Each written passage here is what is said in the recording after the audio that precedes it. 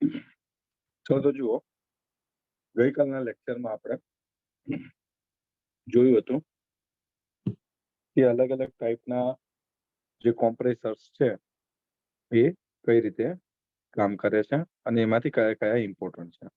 બરાબર. તો next slide પર જઈએ આપણે. આજે નેક્સ્ટ સ્લાઇડ આપણી જે છે આજે એ છે એક્સપાન્શન ડિવાઇસીસ. કોની? એક્સપાન્શન ડિવાઇસીસની.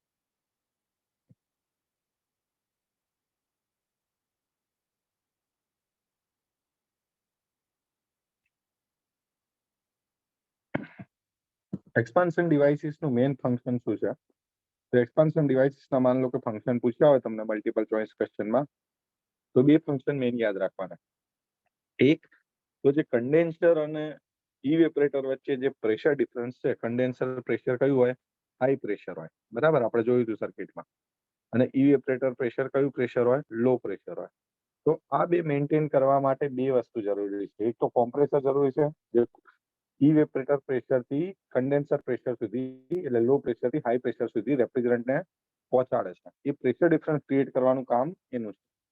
બીજું આવું નવું કામ કોનું છે? તો એક્સપાન્શન ડિવાઇસીસનું છે. જે રેફ્રિજરન્ટ કન્ડેન્સરના આઉટલેટ ઉપર સેચ્યુરેટેડ લિક્વિડ ફોર્મમાં હાઈ પ્રેશર પર હોય, એને ઇવેપરેટર પ્રેશર ઉપર લોઅર પ્રેશર ઉપર લાવવાનું, એટલે એનું પ્રેશર રિડ્યુસ કરવાનું કામ કોણ કરે છે? આપણું એક્સપાન્શન ડિવાઇસ. તો એ કયું કામ છે?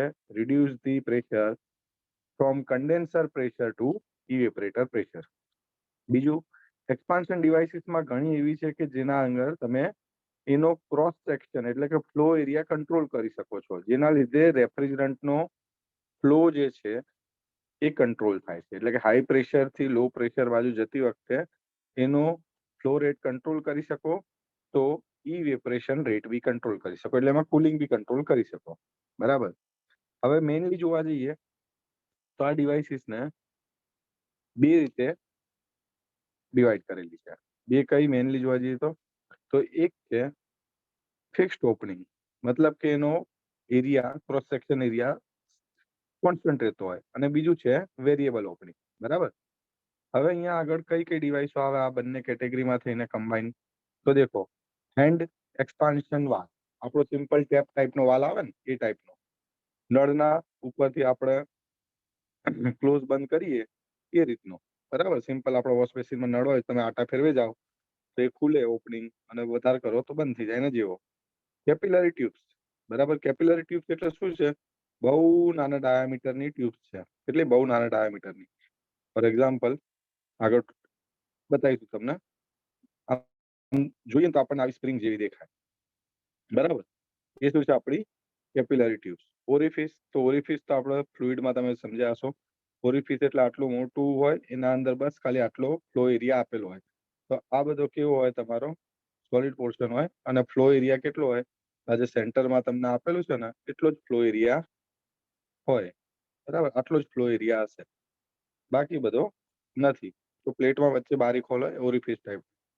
Constant pressure for automatic expansion valve આપણે ડિટેલમાં જોઈશું. થર્મોસ્ટેટિક એક્સપાન્શન વાલ્વ, આ બી ઇમ્પોર્ટન્ટ છે, તમારા એક્ઝામમાં એમસીક્યુ પૂછાય છે. આનું કન્સ્ટ્રક્શન અને વર્કિંગ પણ જોઈશું. ફ્લોટ ટાઈપ એક્સપાન્શન વાલ્વ, આ એટલો પૂછાતો નથી. High side float valve, low side float valve, આ એટલા પૂછાતા નથી. High side float valve, low side float valve એ છે ફ્લો રેગ્યુલેશન માટેના વાલ્વ, જે કયા સાઈડના પ્રેશર ઉપર લગાવવામાં આવે છે એના ઉપર એનું વર્કિંગ છે. ફ્લોટ ટાઈપ એક્સપાન્શન વાલ્વ એટલે કેવો છે? આ એક્સપાન્શન વાલ્વ જે આપણે એક કોન્સ્ટન્ટ લેવલ મેન્ટેન કરવા માટે યુઝ થાય. જેમ આપણે બોલ વાળો વાલ્વ તમે જોયો હશે, આ લિક્વિડમાં રીતે બોલ તરતો હોય, અને લિક્વિડના લેવલના ઉપરથી અંદર આવતા પાણીના પ્રવાહને કંટ્રોલ કરતો એક વાલ્વ હોય, એની સાથે આ જોડાયેલો. તો ફ્લોટ ટાઈપનો એક્સપાન્શન વાલ્વ આ રીતનો હોય છે. ઇલેક્ટ્રોનિક કંટ્રોલ એક્સપાન્શન વાલ્વ, જે ઇલેક્ટ્રોનિકલી કંટ્રોલ થતું હોય, અંદરના ટેમ્પરેચર કે પ્રેશર કે લોડની અકોર્ડિંગલી વાલ્વની ઓપનિંગ કે ક્લોઝિંગ કંટ્રોલ કરે. બરાબર. તો અલગ અલગ અહીંયા 7 ટાઈપ તમને કયા? એમાંથી જે કેપિલરી ટ્યુબ્સ છે, કેપિલરી ટ્યુબ, કેપિલરી ટ્યુબ વાળું જે છે, અને બીજું છે ઓરિફિસ. આ બે ફિક્સ ટાઈપના છે. કેવા ટાઈપમાં છે? ફિક્સ ટાઈપમાં. મતલબ કે એમની ઓપનિંગ નો એરિયા એક વખત જે આપ્યો એ બદલાય નહીં. ઓરિફિસમાં એકવાર હોલ બનાવી દીધો આપણે, ઓરિફિસમાં હોલ વચ્ચે, તે હોલનું ડાયમેન્શન બદલાય નહીં. એ જ રીતે કેપિલરી ટ્યુબમાં જે ઓપનિંગ આપેલી હોય આપણને, તો એનો જે ડાયામીટર આપણને આપેલો હોય એ ડાયામીટર એકવાર ફિક્સ થઈ ગયો પછી બદલાય નહીં. બરાબર, કહેવાનો મતલબ એ છે. પછી બીજા બધા તમે જુઓ, one of the above 7 types the hand operator expansion valve use નહીં થતો કે જ્યાં આગળ ઓટોમેટિક કંટ્રોલ રિક્વાયરમેન્ટ હોય. બરાબર, આ એકવાર ફિક્સ કરીને મૂકી દેવાનો હોય અને મેન્યુઅલી કંટ્રોલ બદલવાનો હોય એ જગ્યાએ યુઝ થાય. બાકી ઓટોમેટિક વાળી એપ્લિકેશન હોય તો ત્યાં આગળ આપણું થર્મોસ્ટેટિક વપરાશે અને કોન્સ્ટન્ટ પ્રેશર વાળો ઓટોમેટિક એક્સપાન્શન વાળો વપરાશે, બાકી હેન્ડ વાળો વપરાશે નહીં. ઓરિફિસ ટાઈપ જે છે એક્સપાન્શન વાળો અમુક સ્પેશિયલ એપ્લિકેશનમાં જ વપરાય છે અને આપણે અહીંયા આગળ વધારે ડિટેલમાં જોવાના નથી. તો આપણે ડિટેલમાં કયું જોવાનું છે? એક કેપિલરી વિશે સમજીશું શું છે, કોન્સ્ટન્ટ પ્રેશર વાળું શું છે એટલે કે ઓટોમેટિક વાળો, અને થર્મોસ્ટેટિક એક્સપાન્શન વાળું શું છે. તો આ જે ત્રણ છે, ત્રણ અલગ અલગ થ્રી વાલ્વ્સ ઓર વાલ્વ્સ તો ના કહેવાય ત્રણે ત્રણ, કેમ કે પહેલું તો એક કેપિલરી ટ્યુબ છે ઓર એક્સપાન્શન ડિવાઇસીસ, આને આપણે આગળ ડિટેલમાં જોઈશું. બરાબર, તો શરૂ કરીએ. Capillary tube.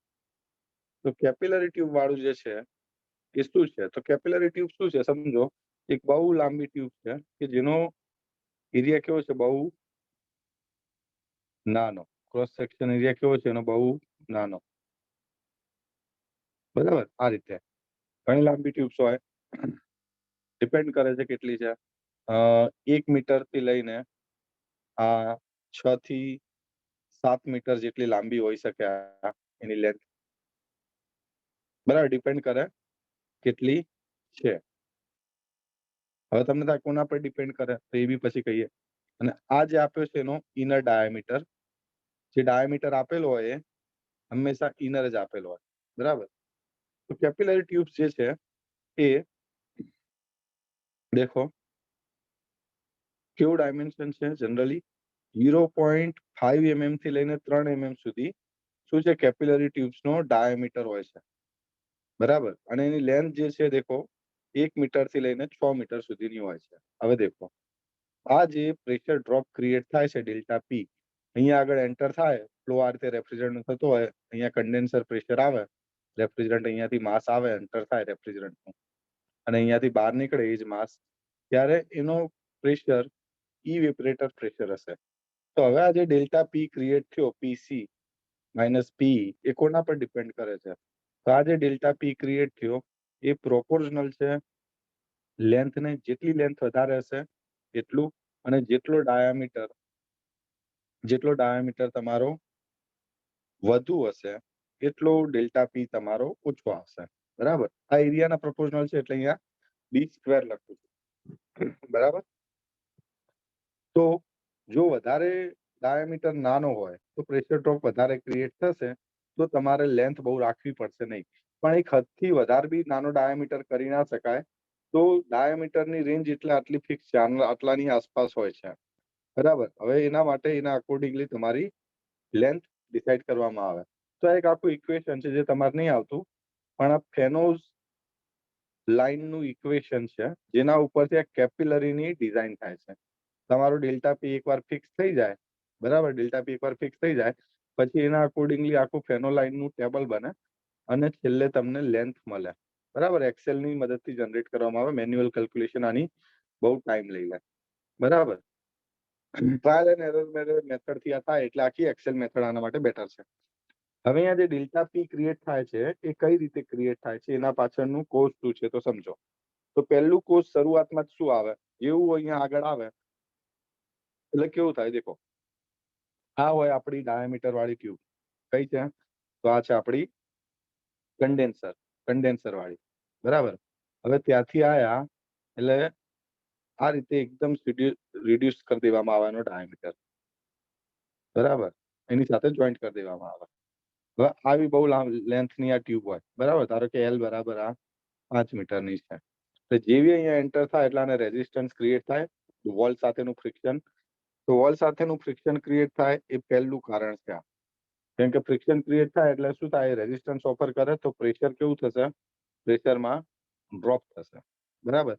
હવે આ પ્રેશરમાં ડ્રોપ થાય એના લીધે શું થાય છે, પ્રેશર ડ્રોપ થવાના લીધે શું થાય, એ જે સેચ્યુરેટેડ લિક્વિડ કન્ડિશનમાં રેફ્રિજરન્ટ હોય, ક્યાં આગળ, અહીંયા આગળ સેચ્યુરેટેડ લિક્વિડ રેફ્રિજરન્ટ હોય, બરાબર. સેચ્યુરેટેડ સ્ટેટમાં કેમ હતું, કેમ કે એનું પ્રેશર કેટલું હતું, પીસી. હવે એ પ્રેશર પીસી થી ઓછું થઈ જાય, કેમ કે પી કેવું છે, પી છે લેસ ધેન પીસી, આ P1 ગણીએ, બરાબર. તો શું થશે હવે, તો શું થાય, રેફ્રિજરન્ટ તમારું બોઇલ થવા માંડે. શું થવા માંડે, બોઇલ થવા માંડે. બોઇલ થાય એટલે શું થાય, થોડી ફ્લેશ ક્રિએટ થાય. ફ્લેશ એટલે શું, વેપર. હવે વેપર ક્રિએટ થાય એટલે વેપર વધારે હાયર વેલોસિટીથી આગળ જવાનો ટ્રાય કરે, કેમ કે વેપરનું વોલ્યુમ વધારે છે. તો વધારે વેલોસિટીથી આગળ જવાનો ટ્રાય કરે એટલે આ વોલ્યુમ વેલોસિટી વધી જવાના લીધે શું થશે કે અહીંયા આગળ પાછું પ્રેશર ડ્રોપ થશે. હવે પાછું પ્રેશર ડ્રોપ થયું એટલે વધારે ફ્લેશ જનરેટ થઈ. તેમ જતા જતા આગળ જતા છેલ્લે આ ડેલ્ટા પી નો સરવાળો કરો એટલે જે ડેલ્ટા પી ફાઇનલ આવે તો એ ડેલ્ટા પી તમારા પીસી માંથી બાદ થઈ જાય અને છેલ્લે તમને પી ઇવેપરેટર પ્રેશર થાય એટલું મળતું હોય ત્યાં લેન્થ આપણે એટલી ફિક્સ કરી દેવાની, બરાબર. તો બીજું રીઝન આ બી છે કે જેમ જેમ વેપર બનતી જાય ફ્લેશ, એમ એની વેલોસિટી ઇન્ક્રીઝ થતી જાય અને એક્સિલરેશન થતું જાય રેફ્રિજરન્ટનું, જે પ્રેશર ડ્રોપને જન્મ આપે છે. એટલે એક તો આ કારણ છે ફ્રિક્શન, અને બીજું છે વેપર ફોર્મમાં આવવાનું લીધે. યાદ રાખજો, આ ઇમ્પોર્ટન્ટ છે. એટલું તમને કોઈ બુકમાં આપેલું નહીં હોય, પણ આનો પાછળનું લોજિક આ છે, બરાબર.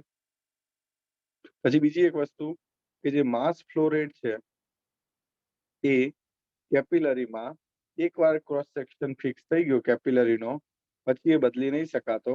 એટલે માસ ફ્લો રેટ તમારો બદલી શકાતો નથી, બરાબર. એટલે દેખો અહીંયા લખ્યું છે, કેપિલરી ટ્યુબનું આ એક લિમિટેશન છે, it can not adjust itself to the variation of load accordingly.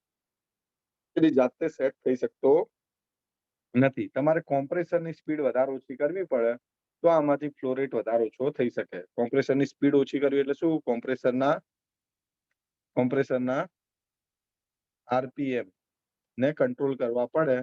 કોના માટે, mass flow rate of refrigerant બદલવા માટે. માસ ફ્લો ઓફ રેફ્રિજરન્ટ કેમ બદલીએ, માસ ફ્લો ઓફ રેફ્રિજરન્ટ બદલીએ આપણે, આપણો જે હતું H1 - H4, આ શું હતું, ક્યુસી. તો ક્યુસી ને સેટ કરવા, ક્યુસી એટલે શું છે આપણો, ક્યુસી છે એટલે લોડ છે.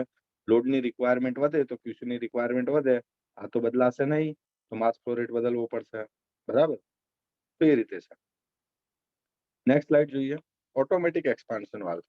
હવે ઓટોમેટિક એક્સપાન્શન વાલ્વ કેમ કીધો, તો ઓટોમેટિક એક્સપાન્શન વાલ્વ શું કરે છે, તે કોન્સ્ટન્ટ પ્રેશર મેન્ટેન કરે છે, બરાબર. આ કોન્સ્ટન્ટ પ્રેશર કયું મેન્ટેન કરે છે, દેખો તે કોન્સ્ટન્ટ પ્રેશર છે ઇવેપરેટર પ્રેશર, બરાબર. આ કોન્સ્ટન્ટ પ્રેશર મેન્ટેન કરે છે, એના ઉપર લોડ વધે કે ઘટે એની કોઈ ફરક નહીં પડતી, બરાબર. તો કઈ રીતે, તો દેખો ઓટોમેટિક એક્સપાન્શન વાલ્વ શું કરે છે, જુઓ અહીં આગળ માન લો કે રેફ્રિજરન્ટ અહીંયાથી ક્યાં જાય છે, દેખો કન્ડેન્સર માંથી આવ્યું રેફ્રિજરન્ટ. આ શું આવ્યું, mass flow rate of refrigerant અહીંયાથી એન્ટર થાય છે, બરાબર. અહીંયાથી એન્ટર થાય છે અને અહીંયા જશે,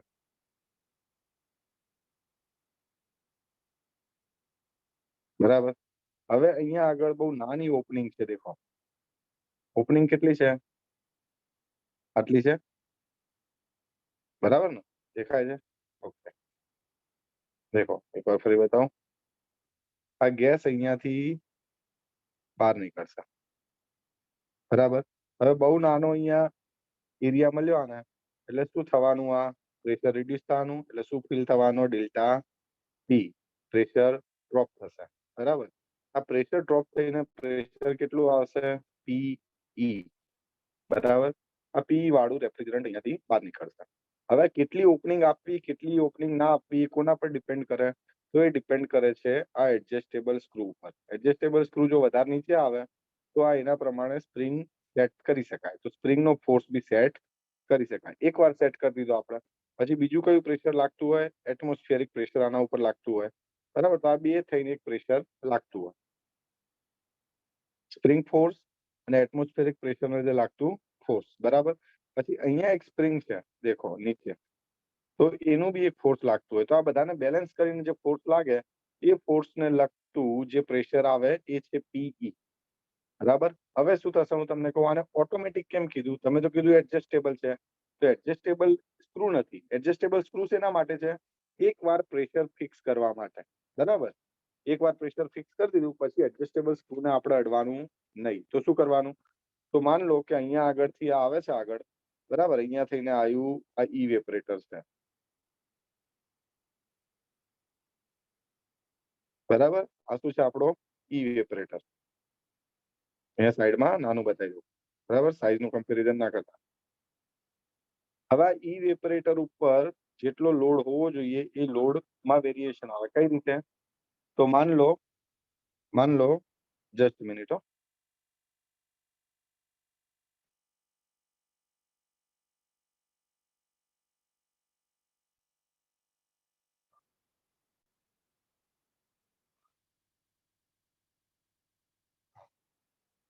ચલો, તો ઇવેપરેટર ઉપર લોડ કઈ રીતે બદલાય? માન લો કે ઇવેપરેટર તમારા ફ્રીજનું છે, જ્યારે ફ્રીજ તમે ફૂલ ભરેલું હોય ત્યારે ફૂલ લોડ કન્ડિશનમાં છે. માન લો કે ફ્રીજમાં અડધો સામાન ભરેલો છે અડધો નહીં ભરેલો, તો ફ્રીજ તમારું ઓછા લોડમાં છે, સમજ્યા?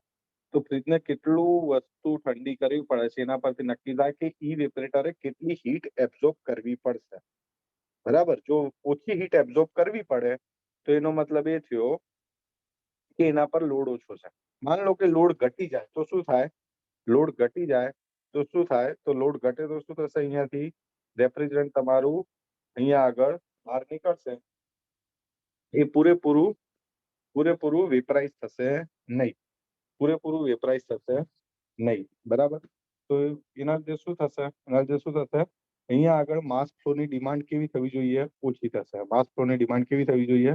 ઓછી થશે. એના લીધે શું થશે કે આ રેફ્રિજરન્ટ તમારું બેક ફ્લો થશે. જેટલું જો વેપરાઇઝ થઈને જવું જોઈએ આગળ એટલું જશે નહીં. એના લીધે આ સ્પ્રિંગ તમારી થોડી ઉપરની બાજુ ફોર્સ કરશે અને આ ઓપનિંગ કેવી થઈ જશે? તમારી ઓછી થઈ જશે, જેના લીધે માસ ફ્લો રેટ કેવો થશે? ઓછો થઈ જશે રેફ્રિજરન્ટ, બરાબર?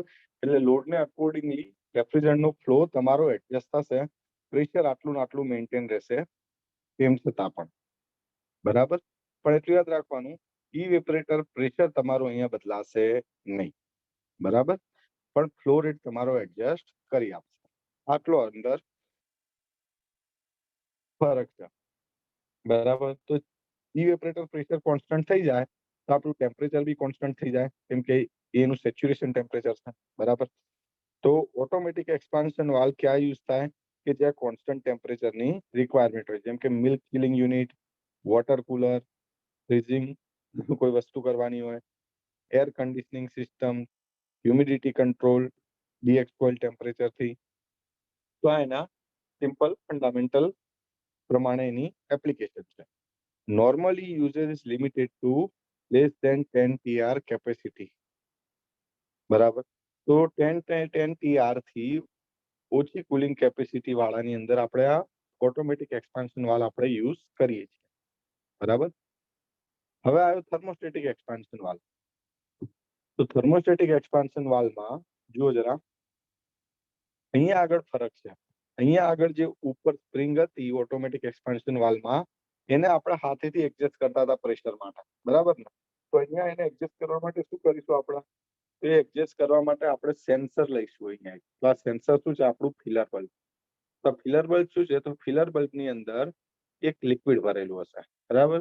એ લિક્વિડ હોય કે ગેસ હોય બહુ જાજો ફરક નહીં પડતો, પણ એ કોની સાથે કંટ્રોલમાં છે? તો એ દેખો અહીંયા સાથે, અહીંયા સક્શન લાઈન છે. સક્શન લાઈન કેમ કીધી આને? કેમ કે આ ઇવેપરેટર અને કોમ્પ્રેસરને જોડે. અહીંયા આગળ કોમ્પ્રેસર આવે, બરાબર? હવે શું થાય? દેખો આ ઇવેપરેટર છે, હવે ઇવેપરેટરનું ઇનલેટ ટેમ્પરેચર હોય તે છે માન લો કે -10, બરાબર, ઇવેપરેટર પ્રેશર ઉપર. હવે અહીંયા આગળ સુધી પીઈ છે અને -10 જ છે, બરાબર. પણ શું થાય છે ભવિષ્યમાં કે આની અંદર ઓવરલોડેડ કન્ડિશનમાં આ ઇવેપરેટર ડિઝાઇન કર્યું હોય, મતલબ કે આની જે સેન્સિબલ આની સોરી જે લેટન્ટ હીટ જોતી હોય ને એના કરતા વધારે લોડ આના ઉપર હોય, બરાબર. એના લીધે શું થાય તો હું તમને એક ડાયાગ્રામમાં બતાવું એટલે તમને ખ્યાલ આવશે.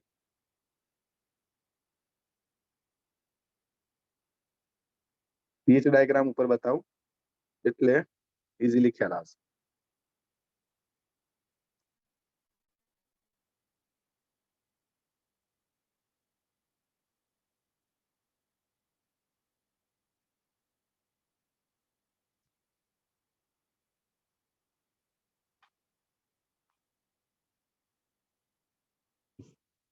તો નોર્મલી આપણી સાયકલ કંઈક આવી હોય છે,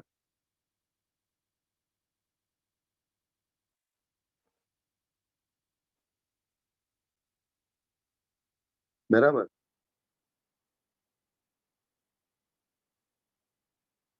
1, 2, 3, 4. પણ જ્યાં આપણે પ્રેક્ટિકલ સાયકલ જોવા જઈએ ત્યારે 1 પોઈન્ટ થોડો અહીંયા હોય છે, બરાબર. અને સાયકલ આપણી આવી ચાલે છે.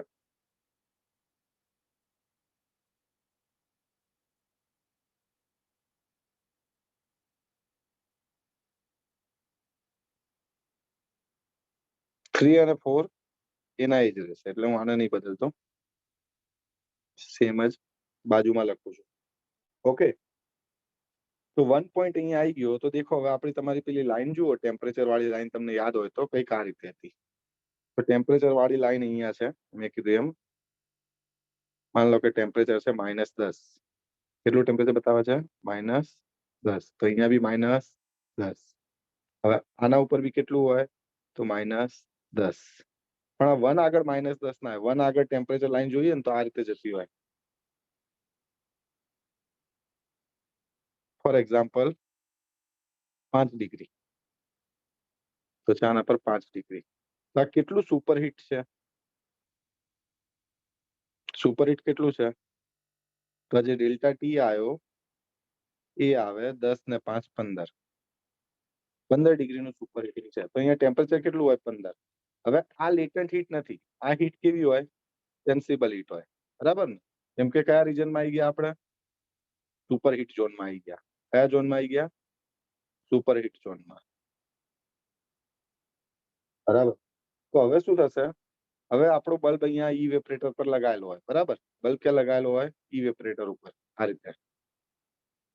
બતાવ્યું હતું ને, અહીંયા લગાવેલો છે આપણો બલ્બ, સેન્સ કરે છે. તો આના ટેમ્પરેચર ઉપર ડિપેન્ડ કરે. આ ટેમ્પરેચર કેટલું છે? 15. 15 નહીં, સોરી, કેટલું હતું? 5, બરાબર. ઇવેપરેટર પોતે છે અહીંયા સુધી -10 પર, અહીંયા સુધી બી -10 પર, બરાબર. હવે જો ઇવેપરેટર પર લોડ વધે તો અહીંયા સુધી તો કોઈ વાંધો ના આવે, પણ બાકીના પોર્શન પર લોડ વધે તો 1 પોઈન્ટ તમારો અહીંયા શિફ્ટ થાય, 1 ડબલ ડેશ. તો 1 ડબલ ડેશ થાય તો એના લીધે આનું ટેમ્પરેચર વધી જાય. તો આ વધીને માની લીધે થઈ ગયું 20 ડિગ્રી. તો આ વધારાનું ટેમ્પરેચર અહીંયા સેન્સ થાય અને આને હીટ મળે. કોને હીટ મળે? તો આપણા બલ્બને. બલ્બને હીટ મળે તો અંદર રહેલું લિક્વિડ કે ગેસ જે બી ફોર્મમાં હોય એ શું થાય? એક્સપાન્ડ થાય. અને એનું વોલ્યુમ તો કેટલું છે? આટલું જ વોલ્યુમ એને મળ્યું છે, બરાબર. તો આ વોલ્યુમ મળ્યું છે, તો આ વોલ્યુમમાં એક્સપાન્ડ થવાનો ટ્રાય કરે અને એને જગ્યા ના મળે તો શું કરશે? અહીંયા પ્રેશર વધારશે, બરાબર. તો બસ એ જ ફંડામેન્ટલ છે. દેખો એ પ્રેશર ક્યાં ફીલ થાય? તો એ પ્રેશર ફીલ થાય અહીંયા, બરાબર. એ પ્રેશર કરશે તમારું અહીંયા આગળ. દેખો અહીંયાથી આવશે અને આના ઉપર પ્રેશર કરશે, બરાબર. અને એ પ્રેશર ફીલ થશે આના ઉપર.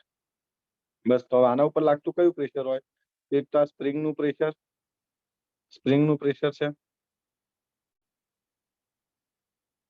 બરાબર, અને ઇવેપરેટર નું પ્રેશર છે Fe, આ જે સ્પ્રિંગ નું, અને આ બે નો ડિફરન્સ, બરાબર. તો આ બધા વચ્ચે ઇક્વિલિબ્રિયમ થાય અને તમારું આ પ્રેશર Pe અને Te કોન્સ્ટન્ટ રહેવાનો ટ્રાય કરે લોડના અકોર્ડિંગલી, બરાબર. આ ઉપર નીચે થશે તેના લીધે આ ઓપનિંગ કંટ્રોલ થશે નીડલ સ્ટેન્ડ વાળી, અને એ કોને કંટ્રોલ કરશે? Mass flow rate of refrigerant ને કંટ્રોલ કરશે. સિમ્પલ ફંડામેન્ટલ યાદ રાખવાનું છે. યાદ રાખો, થર્મોસ્ટેટિક એક્સપાન્શન વાળું વાલ્વ યુઝ કરવા માટે હંમેશા ઇવેપરેટરના આઉટલેટ ઉપર કેવી કન્ડિશન હોય? સુપર હીટેડ જ હોય. કોની? રેફ્રિજરન્ટ લિવિંગ ધી ઇવેપરેટર કેવું હોય? હંમેશા સુપર હીટેડ સ્ટેટમાં જ હોય, બરાબર. આ તો ખાલી સ્ટાન્ડર્ડ સાયકલમાં ડ્રાય સેચ્યુરેટેડ આપણે બતાવીએ છીએ. કઈ સાયકલમાં? સ્ટાન્ડર્ડ સાયકલમાં ડ્રાય સેચ્યુરેટેડ બતાવીએ છીએ, રાઈટ. તો થર્મોસ્ટેટિક એક્સપાન્શન વાલ્વ સમજી ગયા, બરાબર. હવે આપણે આવીએ ક્લાસિફિકેશન ઓફ ઇવેપરેટર. ક્લાસિફિકેશન ઓફ ઇવેપરેટરમાં થોડા તમારા માટે ઇમ્પોર્ટન્ટ છે, એટલે એક બે વાર જોઈ લઈએ, કેમ કે આમાંથી બી ક્વેશ્ચન પૂછાયેલા છે. તો ક્લાસિફિકેશન ઓફ ઇવેપરેટર જોઈએ તો રેફ્રિજરન્ટના ફ્લો કે એની કન્ડિશન, હીટ ટ્રાન્સફર કેવી છે એના ઉપરથી છે. તો દેખો, તો પહેલું છે natural or forced convection type evaporator. ઇવેપરેટરમાં હીટ ટ્રાન્સફર, હીટ ઇન્ટરેક્શન જે થાય છે એ નેચરલ ટાઈપનું છે કે ફોર્સ ટાઈપનું? તમને થાય કે રેફ્રિજરન્ટના અંદર તો ઇવેપરેટરના અંદર તો રેફ્રિજરન્ટ જે ફ્લો થતો હોય, બરાબર. આ ઇવેપરેટરની એક પાઇપ લઈએ ફોર એક્ઝામ્પલ, જે ઇવેપરેટરને રિપ્રેઝેન્ટ કરે છે. આમાંથી જે રેફ્રિજરન્ટ ફ્લો થાય છે એ તો તમે કહેશો કે ભાઈ બાય ફોર્સ જ થાય છે. કેમ કે એને ફોર્સ કરાવવાનું કામ કોણ કરે છે? તો એ કામ કરે છે આપણું કોમ્પ્રેસર. કોણ કરે છે? કોમ્પ્રેસર કરે છે, રાઈટ. પણ આપણે એની વાત નહીં કરતા. અહીંયા આગળ આ શેમાંથી હીટ લેતું હોય? તો આની આજુબાજુ શું હોઈ શકે? તો આની આજુબાજુ શું? જો રેફ્રિજરેટર આપણું ગણીએ તો ઇવેપરેટર રેફ્રિજરેટરના અંદર છે, તો આ શેમાંથી હીટ લેતું હોય? તો આ હીટ ડાયરેક્ટલી આના કોન્ટેક્ટમાં કોણ હોય? એર હોય. તો આ એર સાથે હીટ ઇન્ટરેક્શન કરતું હોય, એર સાથે હીટ ઇન્ટરેક્શન કરતું હોય તો એ કેવું કહેવાય? કન્વેક્શન કહેવાય. કેવું કહેવાય? કન્વેક્શન કહેવાય. તો અહીંયાથી કન્વેક્શન આવે, પછી અહીંયા સરફેસ ઉપર પાછું કેવું આવે? કન્ડક્શન આવે, પછી અંદર કેવું આવે? આના અંદર તો એ આવે કન્વેક્શન, બરાબર. તો થાય ક્યુ કન્વેક્શન, બરાબર. સોરી, તો જે ક્યુ ઇવેપરેટર હીટ છે એ 3 પોર્શનથી બનેલી હોય.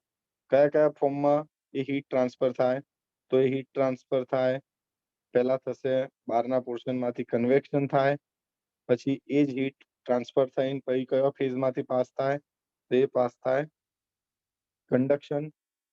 કન્ડક્શન એટલે કયું? તો પાઇપની સરફેસમાંથી, સોલિડમાંથી અને અંદર જતા રેફ્રિજરન્ટને ફાઇનલી મળે એટલે પાછું આવે કન્વેક્શન, રાઈટ. તો આ મુજબ છે.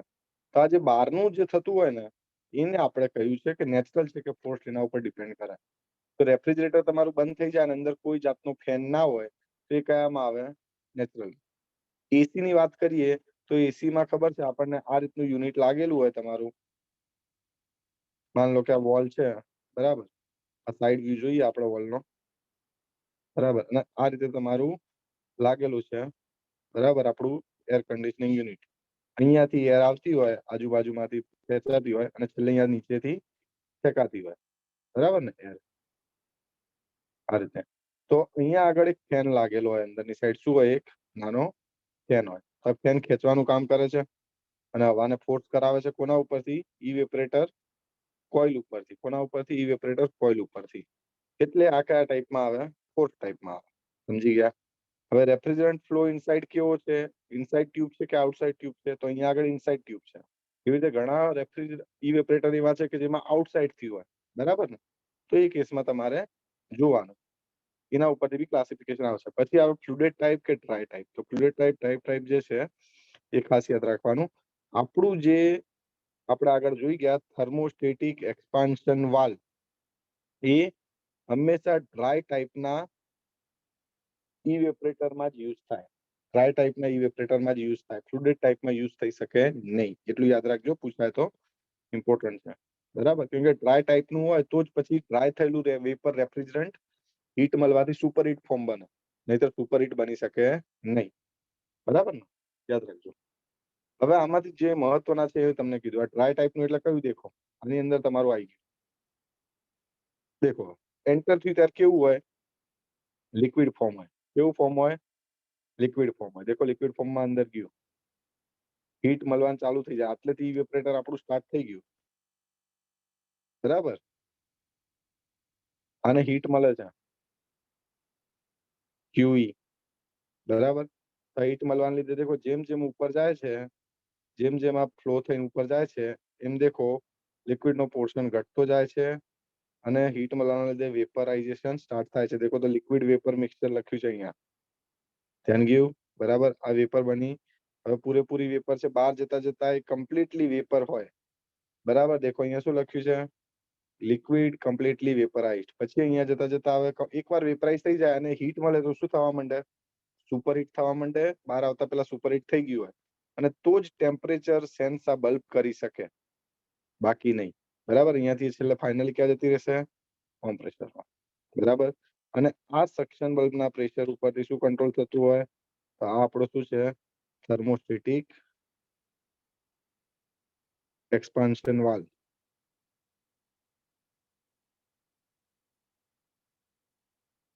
બરાબર, યાદ રાખજો. કયા ટાઈપનું ઇવેપરેટર આવે? ડ્રાય ટાઈપનું. હવે આયા ફ્લુઇડ ટાઈપમાં. તો ફ્લુઇડ ટાઈપ ઇવેપરેટરમાં શું છે? તો આને ફ્લુઇડ ઇવેપરેટર કેમ કહે છે? જરા દેખજો.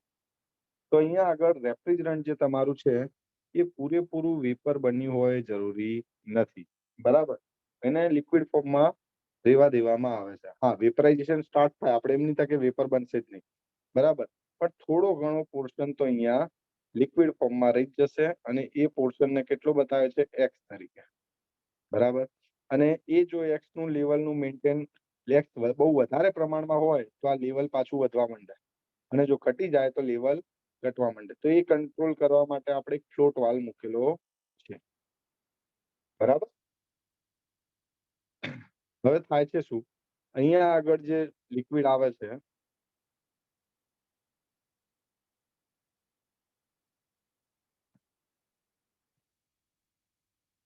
એક મિનિટ, હા, જે રેફ્રિજરન્ટ અહીંયાથી આવે છે એ કેવું હોય? લિક્વિડ અને થોડી ઘણી ફ્લેશ.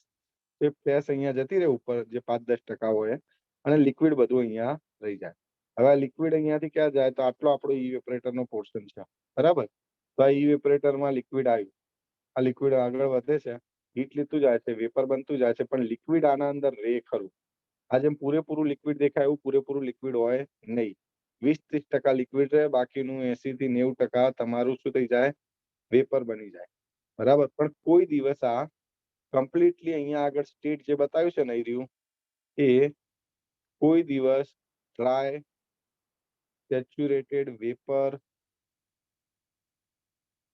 હોય નહીં. કેવું હશે? હંમેશા મિક્સચર હશે.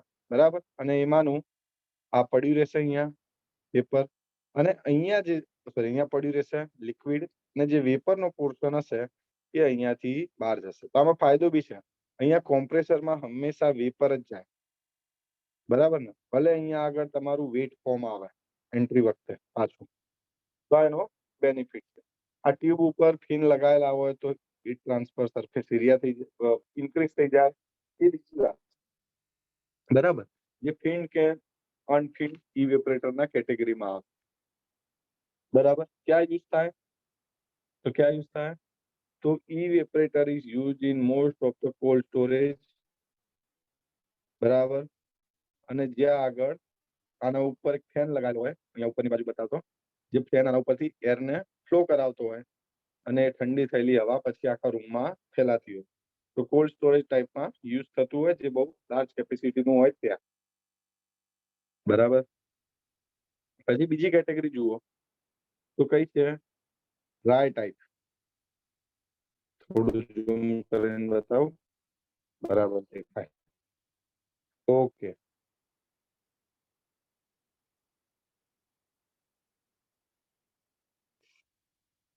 Dry type shell and tube evaporator તમારા માટે અહીંયા મહત્વનું શું છે એટલું હું તમને કહી દઉં, બીજું આમાં ધ્યાન નહીં રાખવાનું. Dry type shell and tube ઇવેપોરેટરમાં ક્વેશ્ચન પૂછાય તો કેવો પૂછાય? અહીંયા આગળ વોટર કઈ સાઈડ હોય? વોટર એટલે શું? જે ઇવેપોરેટરને હીટ આપે છે, અને રેફ્રિજરન્ટ જે ઇવેપોરેટર હીટ લે છે રેફ્રિજરન્ટમાંથી, બરાબર ને? તો અહીંયા ધ્યાનથી જુઓ, ધ્યાન શું રાખવાનું તમારે? અહીંયા આગળ રેફ્રિજરન્ટ ઇન થાય છે, બરાબર? જેમાંથી પાસ થાય છે તો આ ટ્યુબ્સ છે, આ ટ્યુબ્સમાંથી પાસ થાય છે, બરાબર? દેખો, બરાબર, આગળ વધશે અહીંયા,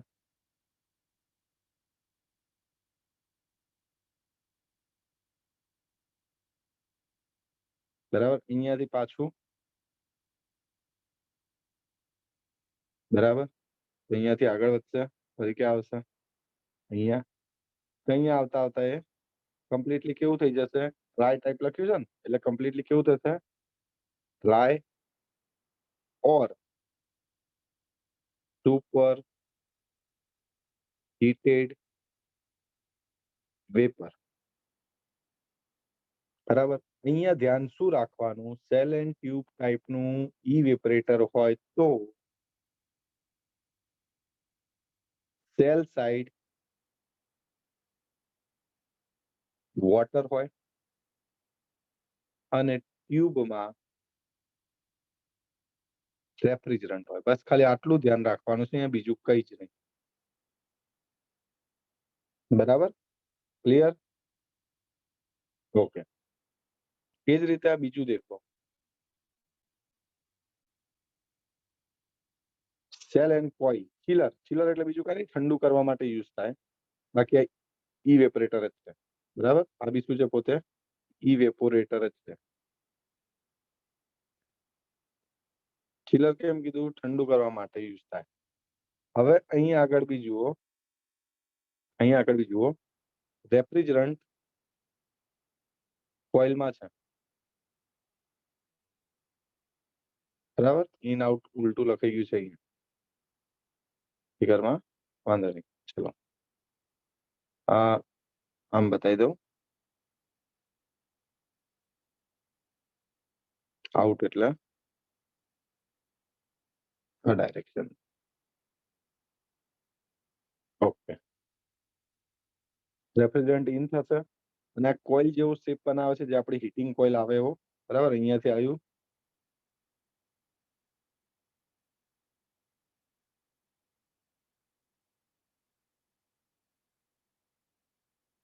બાર, બરાબર? હવે અહીંયા જે હશે એ આમાંથી જે હીટ આપવાનું છે, તો આમાં ઠંડક લેવા જે આવે છે, વોટર અહીંયાથી એન્ટર થાય છે, બરાબર? ઠંડુ થાય એટલે કેવું થાય? નીચે બેસે, એટલે ઠંડુ ક્યાં આવશે? નીચેની બાજુ, અને છેલ્લે અહીંયાથી બહાર નીકળે, બરાબર? તો અહીંયા બી કોઇલમાં શું હશે? રેફ્રિજરન્ટ, બરાબર? અને સેલમાં વોટર અથવા તો સેકન્ડરી રેફ્રિજરન્ટ. આગળ આવશે એટલે કઈ સેકન્ડરી રેફ્રિજરન્ટ કોને કહેવાય, અથવા જેને ચિલ્ડ કરવાનું હોય, બરાબર? આ હાલ પૂરતું યાદ ના રાખતા, પણ આ આવે છે, હાલ પૂરતું વોટર યાદ રાખો, બરાબર? કોઇલની અંદર રેફ્રિજરન્ટ, પેલામાં શું હતું? પેલામાં સેલની અંદર વોટર અને ટ્યુબની અંદર રેફ્રિજરન્ટ, બરાબર? ક્લિયર? ચલો,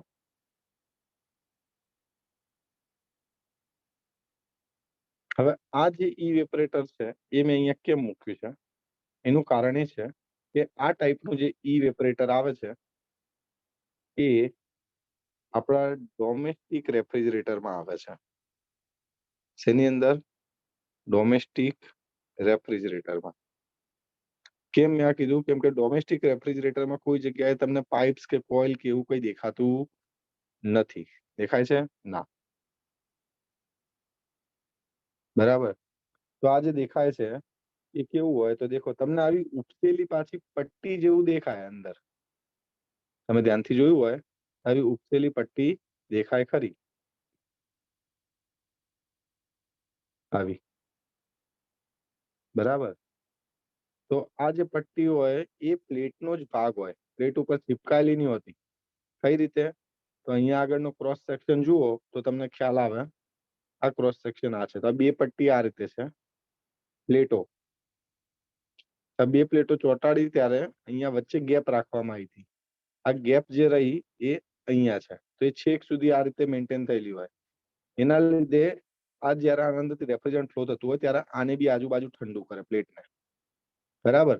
અને પ્લેટ આખી ઠંડી થાય એટલે એના લીધે આપણી જે ઇવેપરેટરમાં માન લો કે આ રીતનું બોક્સ છે, આપણું રેફ્રિજરેટર છે, આ ઉપરનું તમે ખાનું જોયું હોય આપણું ફ્રીઝરનું, તો તમને આ અહીંયા દેખાય આ પોર્શનમાં આ પ્લેટ. માન લો કે આ પોર્શન દેખું થઈ રહ્યો, તો આ પોર્શન આ છે આ પ્લેટ, બરાબર. તો કયા ટાઈપનું યુઝ થાય છે ઇવેપરેટર? ડોમેસ્ટિક રેફ્રિજરેટરમાં પૂછાય તો bonded plate type, bonded plate type evaporator use થાય છે, બરાબર. આ સિમ્પલ ક્વેશ્ચન લાગે છે પણ આવા ક્વેશ્ચન પૂછાયેલા છે. જો તમે આ રીતે ફિગર જોઈ લ્યો તો તમને યાદ રહી જાય. હવે આવ્યું કન્ડેન્સર. હવે આવ્યું કન્ડેન્સર. તો કન્ડેન્સરની અંદર બેઝિક ટાઈપ આ રીતે પડે છે, બરાબર. કયા કયા? તો જુઓ, air cooled condenser, water cooled condenser, evaporative condenser. Cooling medium કયું છે એના ઉપરથી નક્કી થાય. તેના પરથી યાદ રાખજો. માન લો કે તમારા ડોમેસ્ટિક રેફ્રિજરેટરમાં પૂછાય તો ડોમેસ્ટિક રેફ્રિજરેટરમાં કન્ડેન્સરને કુલ કરવા કયું મીડિયમ વપરાય? તો એ આવે એર કુલ્ડ કન્ડેન્સર.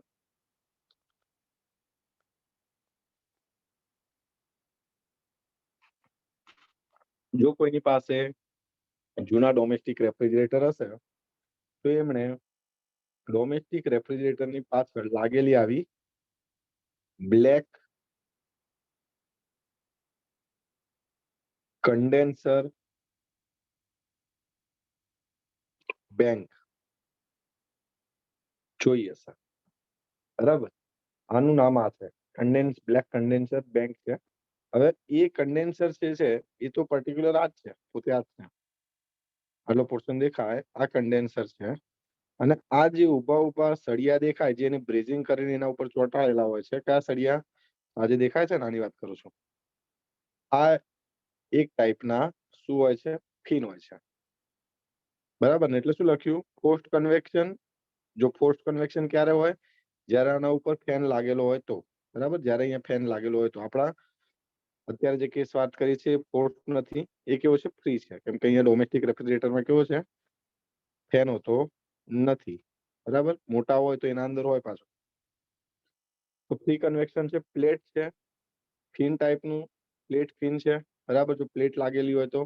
અહીંયા આગળ પ્લેટ નથી ફિન, અહીંયા આગળ કેવી ફિન છે? સળિયાવાળી છે.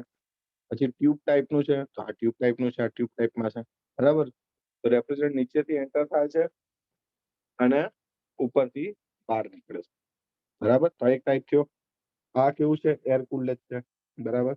પછી આ જે છે ટાઈપ દેખો,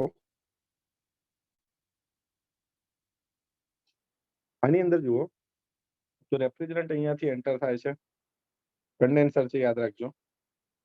ટ્યુબની અંદર. હવે આ ટ્યુબ એન્ડ ટ્યુબ ટાઈપનું છે, બે ટ્યુબ છે, એક ટ્યુબ છે અને બીજી ટ્યુબ છે. હવે અહીંયા આગળ રેફ્રિજરન્ટ કઈ બાજુ છે? તો આ ટ્યુબ એન્ડ ટ્યુબમાં બહારની ટ્યુબ જે હોય એમાં શું હશે? બહારની ટ્યુબ હોય એમાં રેફ્રિજરન્ટ હશે,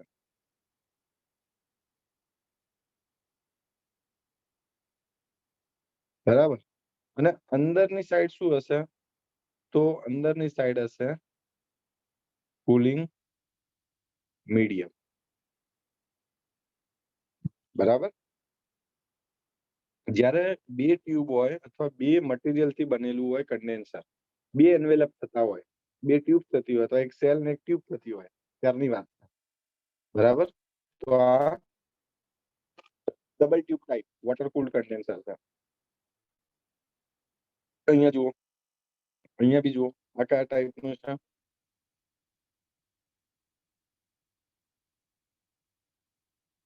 cell and coil type condenser. તો સેલ એન્ડ કોઇલ, આ સેલ છે, બહારનો ભાગ છે એ છે સેલ, અને આ છે કોઇલ. બરાબર. તો કોઇલના અંદર પાણી એન્ટર થયું. તો કોઇલ સાઈડ શું છે આપણું? કોઇલ સાઈડ શું છે? વોટર. અને સેલ સાઈડ શું છે? રેફ્રિજરન્ટ.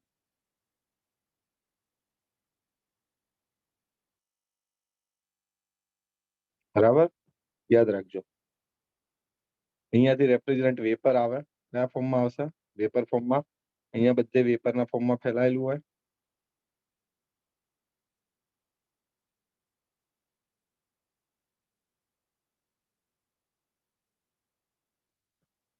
અહીંયા આગળ કયા ફોર્મમાં હશે?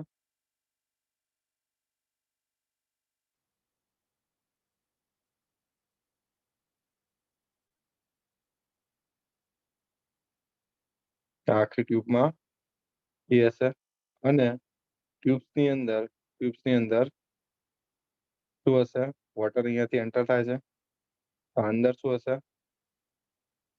વોટર હશે આની અંદર.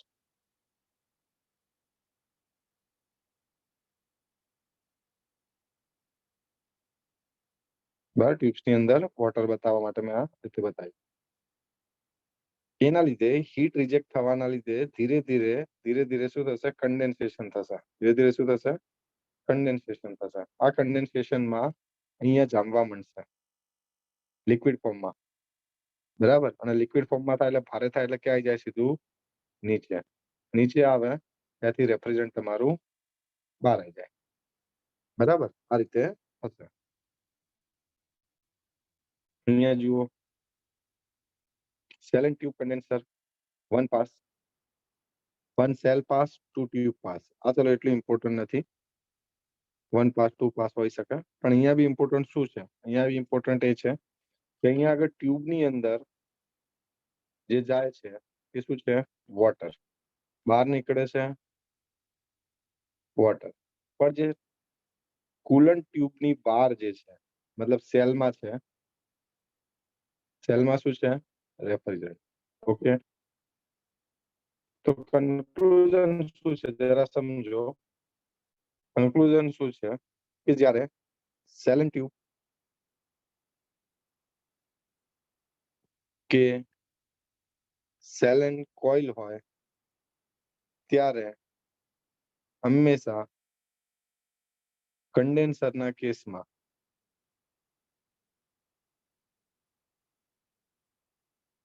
ટ્યુબમાં કુલન્ટ આવે અને ટ્યુબની બહાર, બરાબર, એટલે કે સેલ સાઈડ કહું, સેલ સાઈડ ઓર આઉટર ટ્યુબ, આમાં શું આવે? તો આમાં આવે રેફ્રિજરન્ટ. બરાબર. અને ઇવેપરેટર નો કેસ હોય તો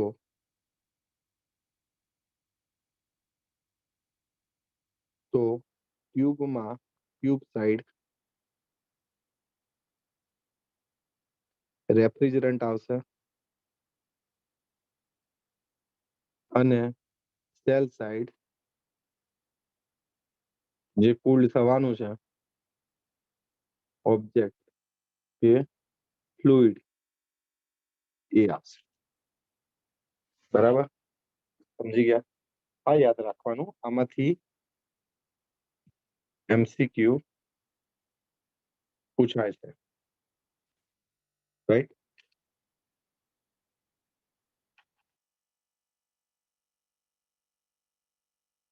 બરાબર. તો અહીંયા આગળ કમ્પોનન્ટ આપણે કમ્પ્લીટ થાય છે. હવે આપણે મૂવ ઓન કરીએ છીએ આપણા મેઇન પોર્શન ઉપર. મેઇન પોર્શન આપણો શું હતો? રેફ્રિજરન્ટ. બરાબર. તો રેફ્રિજરન્ટ શું છે એને સમજીએ. તો રેફ્રિજરન્ટ શું છે? તો અહીંયા આગળ રેફ્રિજરન્ટ કહેતા હોઈએ એટલે આપણે મોટા ભાગે VCR, VAR સિસ્ટમમાં જે રેફ્રિજરન્ટ યુઝ થાય છે એની વાત કરીએ છીએ, બરાબર. તો આ રેફ્રિજરન્ટ શું કરતો હોય, તો આ રેફ્રિજરન્ટ સિસ્ટમમાંથી ફરતો હોય, બરાબર. શું કરે તો આ રેફ્રિજરન્ટ ઇવેપોરેટર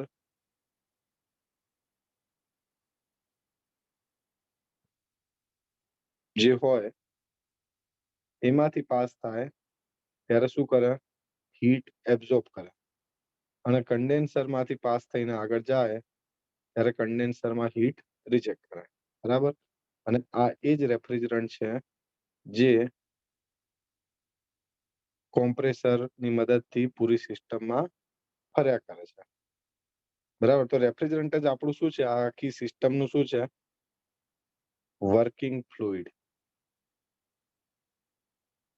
જેમ પાવર પ્લાન્ટની અંદર વર્કિંગ ફ્લુઇડ શું કહેવાય, સ્ટીમ કહેવાય, એમ વર્કિંગ ફ્લુઇડ આપણું શું બને અહીંયા આગળ, રેફ્રિજરન્ટ, બરાબર. VCR VAR cycle.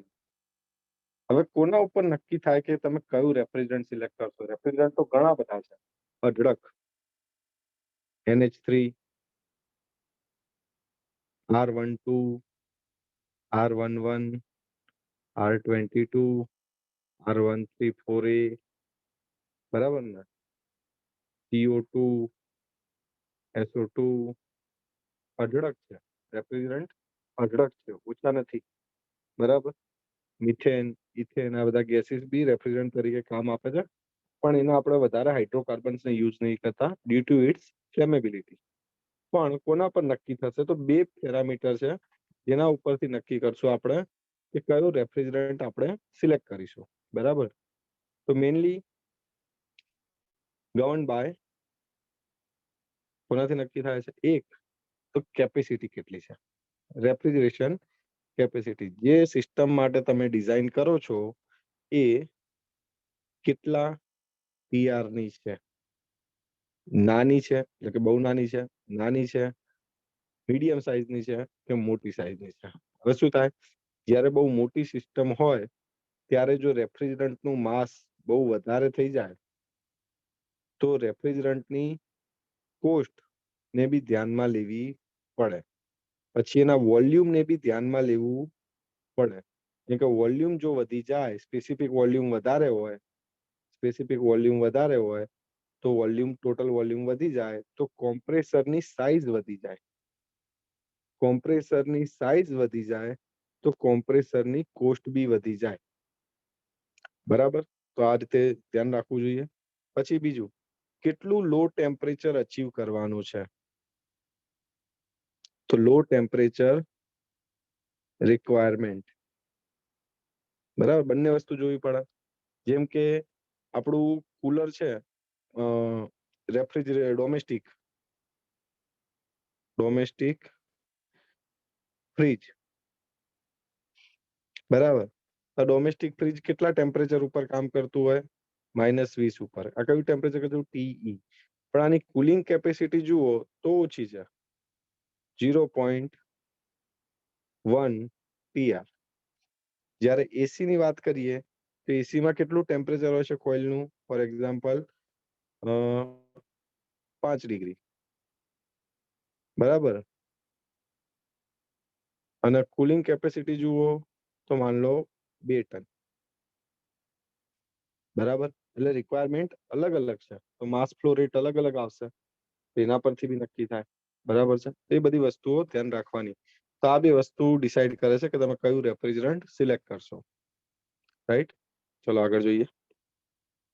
હવે રેફ્રિજરન્ટના અંદર કેટલીક મહત્વની પ્રોપર્ટી છે જે આપણે ધ્યાનમાં લેવી જોઈએ, કેમ કે એના બેઝ જ પૂછાય છે ઘણા બધા ક્વેશ્ચન.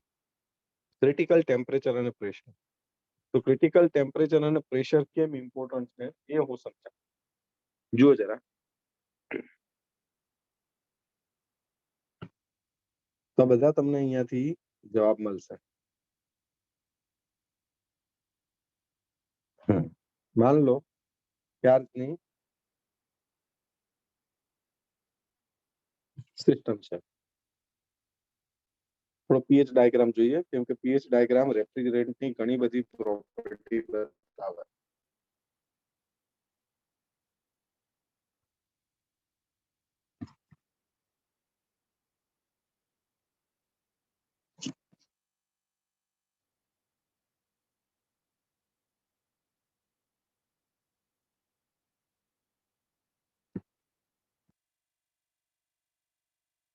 તો પીએચ ડાયાગ્રામ છે. હવે માન લો કોઈ એક રેફ્રિજરન્ટ માટે મેં બતાવ્યું કે આ પીએચ ડાયાગ્રામ છે. તો આ જે ટેમ્પરેચર આવે અહીંયા આગળ ટોચ ઉપર અને જે બી પ્રોપર્ટી આવે એ શું કહેવાય? ક્રિટિકલ પોઈન્ટ કહેવાય. બરાબર. હવે આપણું કન્ડેન્સર પ્રેશર છે અને આ છે આપણું ઇવેપોરેટર પ્રેશર. બરાબર. હવે આપણી સાયકલ કઈ કામ છે?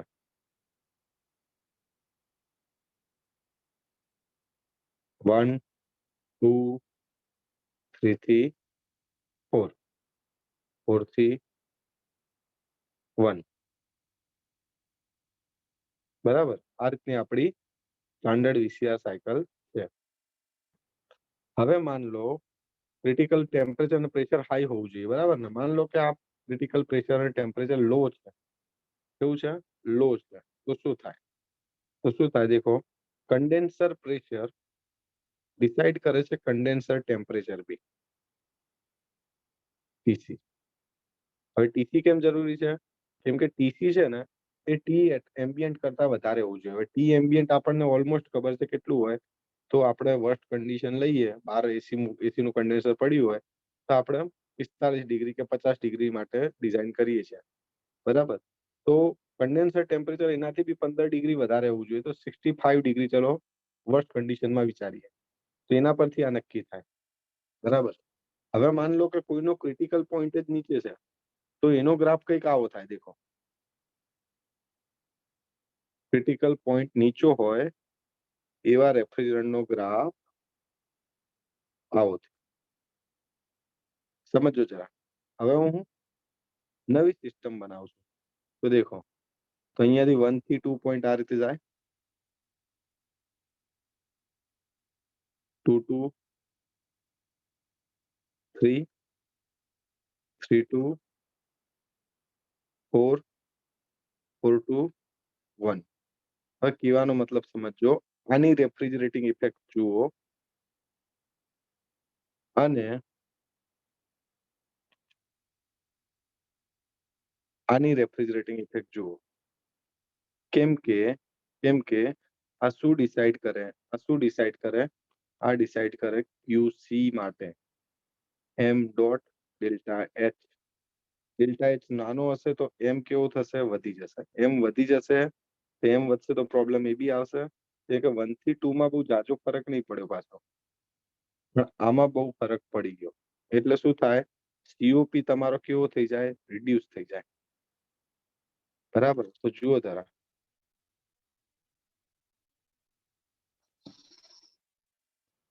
કન્ડેન્સર ટેમ્પરેચર જે છે એ ક્રિટિકલ પોઈન્ટ થી બહુ દૂર નહીં હોય.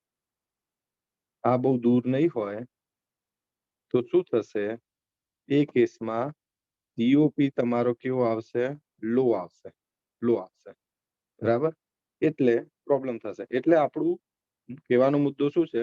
ક્રિટિકલ પોઈન્ટ જે છે આ એ કન્ડેન્સર વાળી જે લાઈન હોય એનાથી કેવો હોવો જોઈએ? દૂર હોવો જોઈએ. તો તમારો સીઓપી કેવો આવે? ઊંચો આવે. ખ્યાલ આવ્યો? ક્લિયર છે પોઈન્ટ? કમેન્ટ કરજો.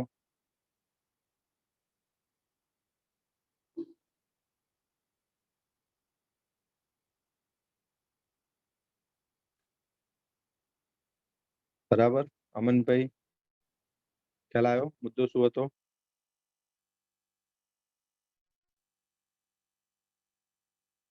ચલો આગળ વધીએ.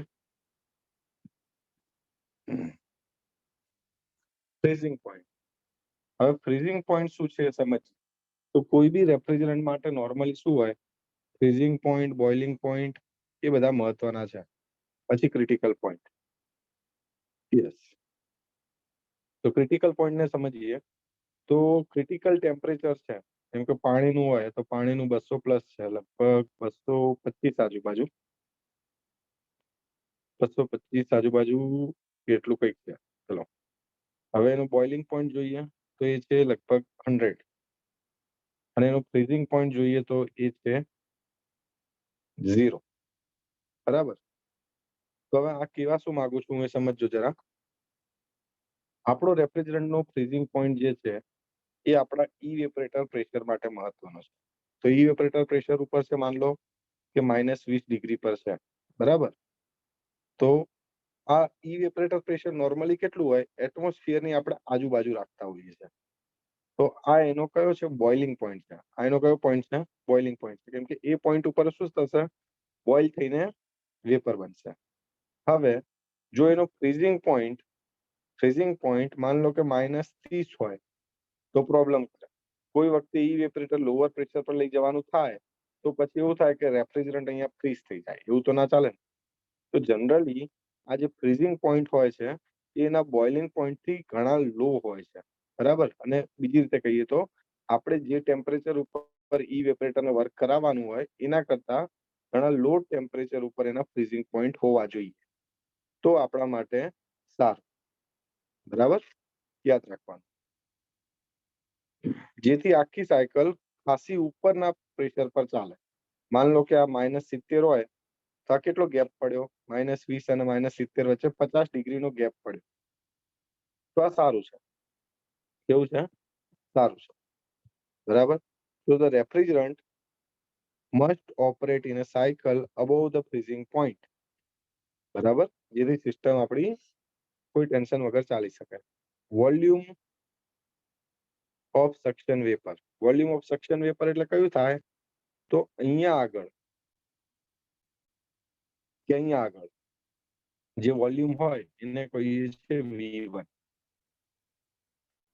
આ V1 કેમ ઇમ્પોર્ટન્ટ છે, કેમ કે આ V1 ડિસાઇડ કરે કે કેટલું વર્ક થાય. દેખો, મેં પહેલા બી કીધું વર્ક ઓફ કોમ્પ્રેસર ડિપેન્ડ કરે છે VP ઉપર. બરાબર, ક્લોઝ ઇન્ટિગ્રેશન. તો આ થાય VP into PC minus PE.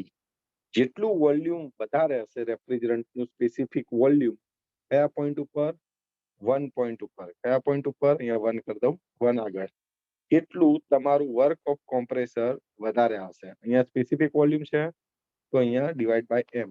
બરાબર. પર કેજી વર્ક ઓફ કોમ્પ્રેશન વધારે હશે, જેનું સ્પેસિફિક વોલ્યુમ વધારે હશે સક્શન આગળ, ફોર સેમ પ્રેશર ડિફરન્સ.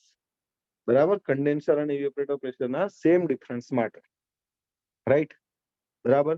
તો કેવું હોવું જોઈએ, સક્શન વોલ્યુમ લો હોવું જોઈએ. બરાબર. પછી good refrigerant should have large latent heat of vaporization and low operating pressure. Low operating pressure કેમ, તો જેટલા આ લો ઓપરેટિંગ પ્રેશર એટલે પી અને પીસી નો ડિફરન્સ જેટલો ઓછો હશે. બરાબર.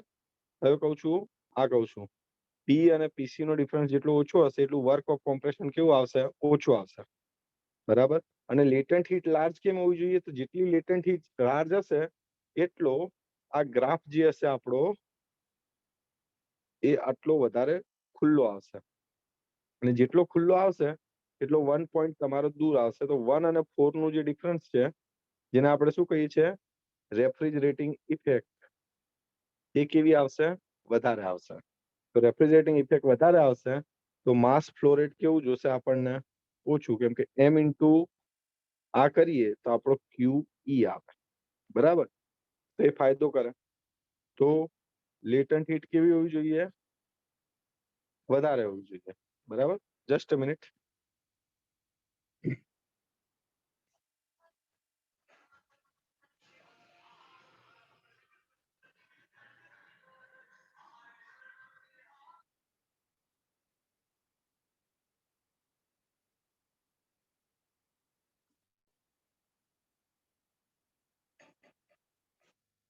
ઓકે. તો લેટન્ટ હીટ તમારી કેવી હોવી જોઈએ, હાઈ હોવી જોઈએ. બરાબર. Latent heat should be high. Isentropic discharge temperature. Discharge temperature એટલે કયું ડિસ્ચાર્જ ટેમ્પરેચર હોય? કોમ્પ્રેસરના આઉટલેટ ઉપર.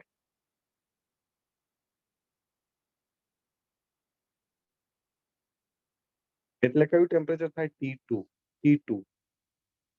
T2 વધારે હોય તો શું પ્રોબ્લેમ થાય? T2 જેટલું વધારે હશે એટલું કન્ડેન્સર ને વધારે હીટ ડી સુપર હીટિંગ વાળી રિજેક્ટ કરવી પડશે. બરાબર? તો આ હીટ તો કન્ડેન્સેશન વાળી તો છે જ, સાથે ડી સુપર હીટિંગ ની બી છે. બરાબર? અને જેટલું T2 વધારે હોય એટલું કોમ્પ્રેસરનું કુલિંગ બી કરવું પડે, નહીતર કોમ્પ્રેસરની એફિશિયન્સી પર અસર થાય. બરાબર? એટલે આ કેવું હોવું જોઈએ? લો હોવું જોઈએ. સીઓપી કેવો હોવો જોઈએ? જે તે રેફ્રિજરેટર માટે હાઈ હોવો જોઈએ. કોનો હાઈ હોય? જેની લેટન્ટ હીટ હાઈ હોય. હોર્સ પાવર પર ટન એટલે 1 ટન કુલિંગ માટે વર્ક કેવું હોવું જોઈએ? લો હોવું જોઈએ. બરાબર? આ પ્રોપર્ટી યાદ રાખજો, પૂછાય છે MCQ માં. ક્લિયર? બીજી આ બધી પ્રોપર્ટી કેવી હતી? થર્મોડાયનેમિક પ્રોપર્ટી હતી. કેમિકલ રિક્વાયરમેન્ટ છે ફ્લેમેબિલિટી. તો ફ્લેમેબલ હોવું જોઈએ રેફ્રિજરન્ટ? ના. લીકેજ થાય તો ફ્લેમેબિલિટી હોય તો રેફ્રિજરન્ટ સળગવાની પોસિબિલિટી રહે, ધડાકો થવાની પોસિબિલિટી રહે. તો રેફ્રિજરન્ટ કેવું હોવું જોઈએ? ઇનફ્લેમેબલ હોવું જોઈએ. ટોક્સિસિટી, ટોક્સિક ના હોવું જોઈએ. બરાબર? નહીતર જાનમાલને નુકસાન કરે, હેઝાર્ડસ થઈ શકે. Action with water. Refrigerant water સાથે જો એક્શન કરતું હોય તો કોઈ કોરોઝિવ ઇફેક્ટ આપતું હોય ના આપતું હોય એ બાબતે ધ્યાન રાખવી જોઈએ. Action with oil. જો ઓઇલ સાથે એ ભળી જતું હોય તો એવું બને કે કોમ્પ્રેસરમાં રહેલું જે લુબ્રિકન્ટ છે એને પોતાની સાથે વોશ આઉટ કરી જાય, અને વોશ આઉટ કરી જાય તો કોમ્પ્રેસર કેવું થઈ જાય? કોરું થઈ જાય, લુબ્રિકન્ટ વગરનું થઈ જાય. તો કોમ્પ્રેસરના પાર્ટ્સને નુકસાન થઈ શકે. બરાબર? અને બની શકે ઓઇલ આગળ જઈને ઇવેપરેટરમાં આવી જાય અને ઇવેપરેટરમાં ભેગું થઈ જાય, પાછું કોમ્પ્રેસરમાં આવે નહીં. જો આખું સાયકલમાં ફરીને પાછું કોમ્પ્રેસરમાં આવી જતું હોય તો ઇશ્યુ નથી, પણ કોઈ એક જગ્યાએ સ્ટોર થઈ જાય તો આપણને પ્રોબ્લેમ કરી શકે. Action with material of construction. જેનું મટીરિયલથી બનેલું છે આપણી આખી વીસીઆર સિસ્ટમ, મોટા ભાગે શેની બનેલી હોય? કોપરની બનેલી હોય, કાં તો બીજું કન્ડક્ટિંગ મટીરિયલ કયું છે સારું? એલ્યુમિનિયમની બનેલી હોય. આ બેમાંથી કોઈ એક હોય. મોટા ભાગે કઈ હોય? કોપર હોય. તો કોપર સાથે કોરોઝિવ ઇફેક્ટ ના હોય, એલ્યુમિનિયમ સાથે ના હોય, કોમ્પ્રેસરના કોઈ કમ્પોનન્ટ જે કાસ્ટ આયર્નના બનેલા છે એના સાથે કોરોઝિવ ઇફેક્ટ ના હોય. કોઈ પણ ટાઈપની એક્શન એને નુકસાન કરતી ના હોવી જોઈએ. બરાબર? તો કેમિકલ રિક્વાયરમેન્ટ જોઈ. ચલો, ફિઝિકલ રિક્વાયરમેન્ટ. ડાય ઇલેક્ટ્રિક સ્ટ્રેન્થ. હવે રેફ્રિજરન્ટ એના અંદરથી પાસ થાય છે? કોમ્પ્રેસરમાં.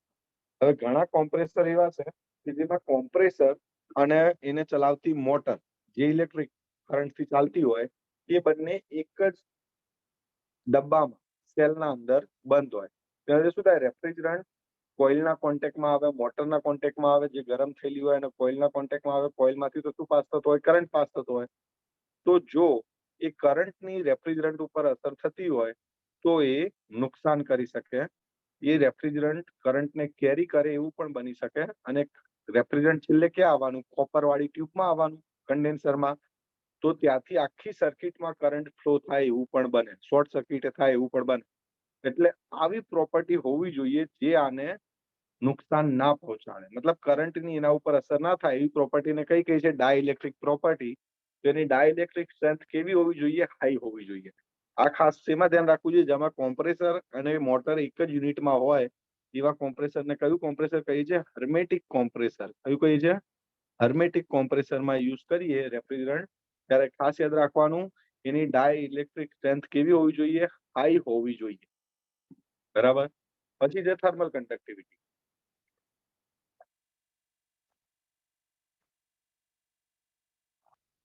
રેફ્રિજરન્ટની થર્મલ કન્ડક્ટિવિટી કેવી હોવી જોઈએ? હાઈ હોવી જોઈએ. કેમ? તો તમે આગળ જતા જોશો નસેલ્ટ નંબર જે છે એ HL/K ઉપર ડિપેન્ડ કરે છે. બરાબર? હવે L જે છે નસેલ્ટ નંબરની વેલ્યુ અને K ની વેલ્યુ ઉપર H ની વેલ્યુ ડિપેન્ડ કરે. તો H પ્રોપોર્શનલ શું થઈ ગયો? Nusselt number into K of refrigerant. તો જેટલો કે હાઈ હશે એટલો એચ કેવો આવશે વધારે. હવે એચ વધારે આવે તો ફાયદો શું થઈ જાય? ક્યુ જે છે એ આપણું છે એચ એ ડેલ્ટા ટી. તો એચ વધી જાય તો હીટ ટ્રાન્સફર રેટ વધી જાય. તો થર્મલ કંડક્ટિવિટી કેવી હોવી જોઈએ? હાઈ હોવી જોઈએ, જે હાઈ હીટ ટ્રાન્સફર માટે જરૂરી છે.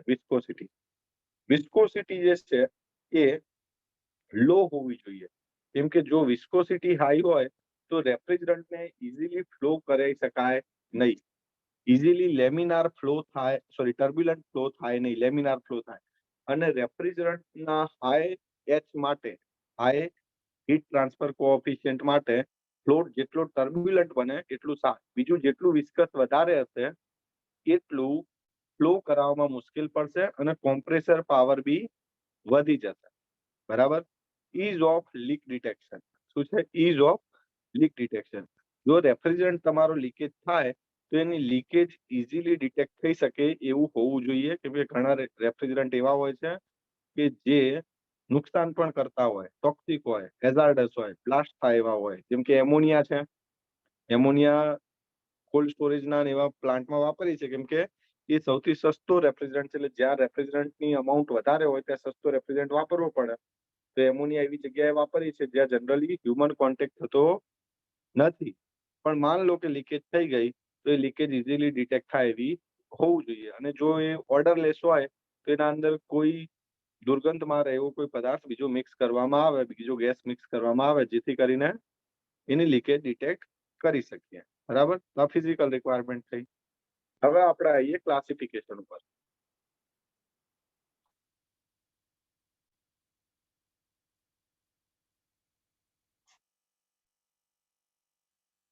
તો ક્લાસિફિકેશન જોઈએ તો રેફ્રિજરન્ટને આ પછી જોઈએ, પહેલા આના ઉપર આવીએ.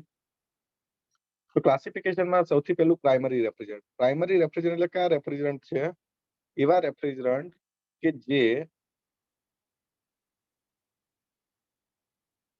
જે વેપરાઇઝ થતા હોય એટ લો ટેમ્પરેચર અને પ્રેશર ઉપર. બરાબર. તો આપણે જે બધા કીધા ને આગળ જોયા, જેટલા બી વીસીઆરમાં NH3 છે, બરાબર છે, H2O વોટર વાપરતા હોઈએ. વોટર તો ચલો લો ટેમ્પરેચર પર નથી, પણ એને બી અમે યુઝ કરીએ છીએ બીજી રીતે. R12 છે, R134A છે. બરાબર. આ બધા રેફ્રિજરન્ટ જે આપણે વીસીઆરમાં યુઝ કરીએ છીએ એ બધા પ્રાઇમરી રેફ્રિજરન્ટ છે. બરાબર. એર છે, વોટરને બી યુઝ કરીએ છીએ, એમોનિયાને બી કરીએ છીએ, હાઇડ્રોકાર્બનને કરીએ છીએ, ક્લોરોફ્લોરોકાર્બનને બી કરીએ છીએ, CFC જેને કહીએ છીએ આપણે. હાઇડ્રોકાર્બન એટલે HCS કહીએ છીએ અને આ CFCS કહીએ છીએ. બરાબર. તો એ પ્રાઇમરી રેફ્રિજરન્ટમાં આવે. સેકન્ડરી રેફ્રિજરન્ટ એટલે કયા? તો સેકન્ડરી રેફ્રિજરન્ટ એટલે આપણા જે સેન્ટ્રલ એસીમાં યુઝ થાય, આખું એર કન્ડિશનિંગ યુનિટ હોય છે એ તમારું એક જગ્યાએ લાગેલું હોય. બરાબર. આ છે કન્ડેન્સર, આ છે ઇવેપરેટર, અહીંયા લાગેલું હોય તમારું કોમ્પ્રેસર, આ એક્સપાન્શન વાલ્વ. બરાબર. તો હવે આ અલગ જગ્યાએ લાગેલું હોય. અહીંયા તમારું ક્યાંક બિલ્ડિંગ છે, સેન્ટ્રલ થિયેટર ફોર એક્ઝામ્પલ. તો અહીંયા સુધી કુલિંગ પહોંચાડવું તો શું કરવામાં આવે? તો અહીંયાથી આ હીટ કેરી કરવા માટે એક બીજું ફ્લુઇડ રાખેલું હોય. અને આ ફ્લુઇડ જે હોય એ શું હોય? બ્રાઇન, ગ્લાયકોલ કે ઘણા કેસમાં સિમ્પલ વોટર. આ શું કરે? ઇવેપરેટર પાસે આવીને ઠંડુ થઈને અંદર જતું રહે. પછી અહીંયા એની ટાંકી હોય, એમાં ઠંડુ આ લિક્વિડ ભેગું થાય અને એ પછી બીજી પાઇપમાંથી ફ્લો થતું હોય, જેના ઉપરથી એર પાસ થાય. પછી આ એર અલગ અલગ ડક્ટમાં ડિવાઈડ થતી હોય આગળ, આ રીતે. તો આ રીતે અહીંયા જે રેફ્રિજરન્ટે હીટ લીધી, જે મીડિયમે હીટ લીધી, એ પોતે વેપરાઇઝ નહીં થયું. બરાબર ને? ખાલી હીટને મેઇન યુનિટથી, એટલે કે કુલિંગ ઇફેક્ટને મેઇન ઇવેપરેટરથી બીજા ઓબ્જેક્ટ સુધી પહોંચાડવાનું કામ કરે. તો આવા રેફ્રિજરન્ટને આપણે સેકન્ડરી રેફ્રિજરન્ટ કહીએ છીએ. બરાબર. તો દેખો, these do not go through the cyclic process of evaporation and condensation in refrigeration system. બરાબર. chilled water, brine, glycol આના એક્ઝામ્પલ છે. યાદ રાખજો, આ પૂછાય કે chilled water, brine, glycol આ કયા ટાઈપના રેફ્રિજરન્ટ છે? તો આ સેકન્ડરી રેફ્રિજરન્ટ છે. બરાબર. આ સિમ્પલ બી પૂછાયેલા છે ક્વેશ્ચન, એટલે ધ્યાનમાં રાખવાનું આપણે. પછી બીજું જે ક્લાસિફિકેશન બીજી રીતે થાય છે એ કયું છે? તો દેખો રેફ્રિજરન્ટના મેઇન બે ક્લાસિફાય કર્યા. તો એક તો છે પ્યોર, એક જ વસ્તુના બનેલા હોય એ, અને એક મિક્સચરના બનેલા. મિક્સચરના બનેલા બે ટાઈપ છે, હેઝિયોટ્રોપ છે અને જીઓટ્રોપ છે. આ શું છે કે આગળ આપણે નેક્સ્ટ સ્લાઇડમાં આગળ આવશે, બીજી સ્લાઇડો એમાં ડિસ્કસ કરીશું, એમાં જવાબ મળશે તમને. પ્યોર એટલે એક જ સિંગલ સબસ્ટન્સના બનેલા હોય. એમાં બી બે ટાઈપ છે. તો એક છે નેચરલી મળે છે, નેચરલી મળતા હોય, અને બીજા છે જેને બનાયા છે. નેચરલીમાં ઓર્ગેનિક છે તો હાઇડ્રોકાર્બન્સ ઓર્ગેનિક જે મળી આવે છે, બરાબર. હાઇડ્રોકાર્બન એટલે કયા? મિથેન, ઇથેન, બરાબર, આ ટાઈપના, પ્રોપેન, બ્યુટેન. અને બીજા છે નેચરલમાં ઇનઓર્ગેનિક. ઇનઓર્ગેનિકમાં કયા છે? NH3, જેને બનાવી બી શકીએ છીએ આપણે, NH3 બનાવી શકીએ છીએ. CO2 છે, H2 અવેલેબલ છે, એર અવેલેબલ છે, તો ઇનઓર્ગેનિક છે, બરાબર. તો આ ઓર્ગેનિક છે એટલે આ બનેલા છે, જમીનમાંથી બનીને મળે છે, બને છે. અને આ ઇનઓર્ગેનિક છે એટલે પોતે અવેલેબલ જ છે, આનું પ્રોડક્શન કરવાની જરૂરી નથી, છતાં આપણે એમોનિયા બનાવી શકીએ છીએ બનાવવો હોય તો. પછી છે generated, hello generated hydrocarbons. Hydrocarbons છે અને એના અંદર આપણે છેડછાડ કરીને બીજા એટમ્સ એડ કરેલા છે. જેમ કે અહીંયા ફ્લોરિન એડ કરેલો છે, અહીંયા ક્લોરિન ફ્લોરિન બંને એડ કરેલો છે, અહીંયા એકલો ક્લોરિન એડ કરેલો છે, અહીંયા ઓક્સિજન એડ કરેલો છે. તો આ અલગ અલગ એક્સપેરિમેન્ટ કરીને જોયા હતા કે આના બદલે બીજો એટમ એડ કરીએ તો રેફ્રિજરન્ટની પ્રોપર્ટીમાં શું ફરક આવે. તેમ કરતા કરતા અખતરો કરતા આપણને 4 કેટેગરી મેન મળી હતી, બરાબર. હવે આપણા માટે ઇમ્પોર્ટન્ટ શું છે તરા જુઓ. તો જે આપણે કીધા કે રેફ્રિજરન્ટ જે મેન છે એ કયા છે? તો રેફ્રિજરન્ટ્સ આર આઇધર ઓર્ગેનિક ઓર ઇનઓર્ગેનિક. આપણે અહીંયા પેલા ઓર્ગેનિકને સમજીએ શું છે. તો ઓર્ગેનિક જે કમ્પાઉન્ડ છે એમાં મેઇનલી બે છે, હાઇડ્રોકાર્બન છે કાં તો હેલોકાર્બન છે, બરાબર. હેલોકાર્બન ને હાઇડ્રોકાર્બન શું છે અહીંયા સમજીએ. તો હાઇડ્રોકાર્બનમાં શું છે કે ખાલી હાઇડ્રોજન અને કાર્બન જ છે, બીજું કંઈ નથી. ફોર એક્ઝામ્પલ અહીંયા જુઓ, CH4, બરાબર, પછી C2H6. તો આ બંને કેવા થયા? હાઇડ્રોકાર્બન. હેલોકાર્બનમાં શું કર્યું છે કે કાર્બન અને હાઇડ્રોજનના જે ગ્રુપ છે, જે હાઇડ્રોકાર્બન છે, એમાંથી અમુક એલિમેન્ટ દૂર કરી નાખ્યા છે, અને જે હેલોઇન ગ્રુપના એલિમેન્ટ છે, હેલોઇન ગ્રુપ કયા છે? તો સોરી, હેલોજન ગ્રુપ કયા છે? તો ફ્લોરિન, ક્લોરિન, બ્રોમિન, આયોડિન અને એસ્ટાઇન. આને પીરિયોડિક ટેબલમાં એક જ જગ્યાએ આવે છે, જેને હેલોજન ગ્રુપ્સ કહે છે, એને અંદર એડ કર્યા છે, એટલે આ બન્યા હેલોકાર્બન્સ, બરાબર. તો આ હેલોકાર્બન જે છે કે એના અંદર આપણે બે એડ કર્યા, એમાં ક્લોરિન અને ફ્લોરિન જે છે એ આપણા માટે પ્રોબ્લેમ શું કરે છે? તો એનાથી આપણે જે બનાવે એને શું કહીએ છીએ આપણે? ક્લોરોફ્લોરોકાર્બન. કેવા કહીએ છીએ? ક્લોરોફ્લોરોકાર્બન, બરાબર. અને અહીંયા આગળ હાઇડ્રોજનને એલિમિનેટ કરવાનો ટ્રાય કર્યા, બરાબર, અને ક્લોરિન કે ફ્લોરિન એડ કર્યા દરેક જગ્યાએ. હવે આની અંદર જે ક્લોરિન અને ફ્લોરિનમાં આમાં બીજો એક તત્વ કયો હતો? ક્લોરિન હતો, બ્રોમિન બી હતો. તો ક્લોરિન અને બ્રોમિન જે છે એનો ઇશ્યુ એ છે કે આ ઓઝોન ડિપ્લેશન ક્રિએટ કરે છે. ફ્લોરિન ઓઝોન ડિપ્લેશન પોટેન્શિયલ ધરાવતો નથી, પણ ક્લોરિન અને બ્રોમિન આ બંને ધરાવે છે. એમાં બ્રોમિન તો ક્લોરિન કરતા બી વધારે છે, ભલે આપણે ખાલી ક્લોરિનને ધ્યાનમાં લઈએ છીએ. ઓઝોન ડિપ્લેશન પોટેન્શિયલના લીધે આ રેફ્રિજરન્ટ થોડા ઓછા યુઝ થાય છે. તો હવે આપણે અહીંયા થોડું સ્પેસિફાય કરી દઈએ કે આપણી પાસે કેટલા ટાઈપના રેફ્રિજરન્ટ છે ઓર્ગેનિકમાં. તો ઓર્ગેનિકમાં આપણી પાસે કેટલા આયા જુઓ. ઓર્ગેનિકમાં છેલ્લે આપણે આ રીતે જુદા કરી દઈએ. એક છે હાઇડ્રોકાર્બન, પછી છે ફ્લોરોકાર્બન, આમાં ફ્લોરિન અને કાર્બન જ છે. પછી આ છે હાઇડ્રોફ્લોરોકાર્બન, કાર્બન હશે, હાઇડ્રોજન હશે અને ફ્લોરિન બી હશે. પછી આ છે હાઇડ્રોક્લોરોફ્લોરોકાર્બન, એટલે હાઇડ્રોજન બી હશે, ક્લોરિન બી હશે, ફ્લોરિન બી હશે, કાર્બન બી હશે. પછી ક્લોરોફ્લોરોકાર્બન, ક્લોરિન હશે, ફ્લોરિન હશે અને કાર્બન હશે. તો આ આપણી 5 કેટેગરી મેન પડી ગઈ આ રેફ્રિજરન્ટ. આમાંથી જ રેફ્રિજરન્ટ આપણે જનરલી યુઝ કરીએ છીએ. આ સિવાય બી ઓક્સિજનેટ રેફ્રિજરન્ટ છે ખરા, પણ એનો કોઈ આપણે વધારે એક્ઝામમાં ઇમ્પોર્ટન્ટ નથી. બાકી ઓક્સિજનેટ રેફ્રિજરન્ટ બી આવે છે, નાઇટ્રોજન વાળા રેફ્રિજરન્ટ બી આવે છે, પણ આપણને બહુ જરૂર પડશે નહીં, બરાબર.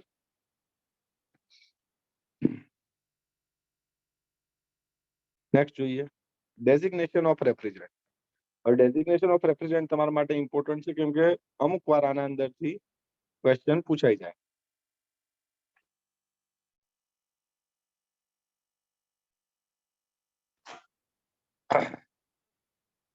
ડેઝિગ્નેશન કેમ ઇમ્પોર્ટન્ટ છે તો જુઓ, તો આશરે એટલે કે એસરે જે સોસાયટી છે અમેરિકન સોસાયટી રેફ્રિજરેશનની, એને ડિસાઇડ કર્યું અને ડેઝિગ્નેશન આપેલા છે રેફ્રિજરન્ટ, બરાબર. તો એ રેફ્રિજરન્ટ તમે આ રીતે જોયેલા હશે કે રેફ્રિજરન્ટ આ રીતે લખાય R11, તમારા ડોમેસ્ટિક રેફ્રિજરેટરની જેમ. તમે જો 4-વ્હીલર કારમાં એસી યુનિટ પર લખેલું હોય તેમાં લખેલું હોય રેફ્રિજરન્ટ R134A. હવે તો ડોમેસ્ટિક રેફ્રિજરેટરમાં બી આવવા માંડ્યું છે, બરાબર. અને ઓટોમોબાઈલ ની અંદર બી યુઝ થાય છે, બરાબર. એસી ની અંદર યુઝ થાય છે, ડોમેસ્ટિક એસીમાં, ઓટોમોબાઈલ ને એસીમાં. હવે તો ડોમેસ્ટિક એસી અને રેફ્રિજરેટરમાં બીજા બી કેટેગરીના આવે છે, 410 R410 છે, બરાબર. તો આ અલગ અલગ નામ કઈ રીતે આપ્યા, કેમ આપણે આ રીતે ના લખ્યા આ રીતે લખ્યા, તો આ કેટેગરી કઈ રીતે પડી એ જુઓ. તો સૌથી પહેલા તો કોનું ડેઝિગ્નેશન જોઈએ છે આપણે, સેચ્યુરેટેડ હાઇડ્રોકાર્બન. તો સેચ્યુરેટેડ હાઇડ્રોકાર્બનમાં જે આપણે લખતા હોઈએ એમાં કાર્બનની સંખ્યાને શું કીધું, m. કાર્બનના કેટલા છે એને શું આપ્યું, m. Carbon number of carbons કેટલા, m. નંબર ઓફ હાઇડ્રોજનને શું કહ્યું, n. નંબર ઓફ ફ્લોરિનને શું કહ્યું, p. એન્ડ નંબર ઓફ ક્લોરીનને શું કહ્યું, q. બરાબર. તો અહીંયા આગળ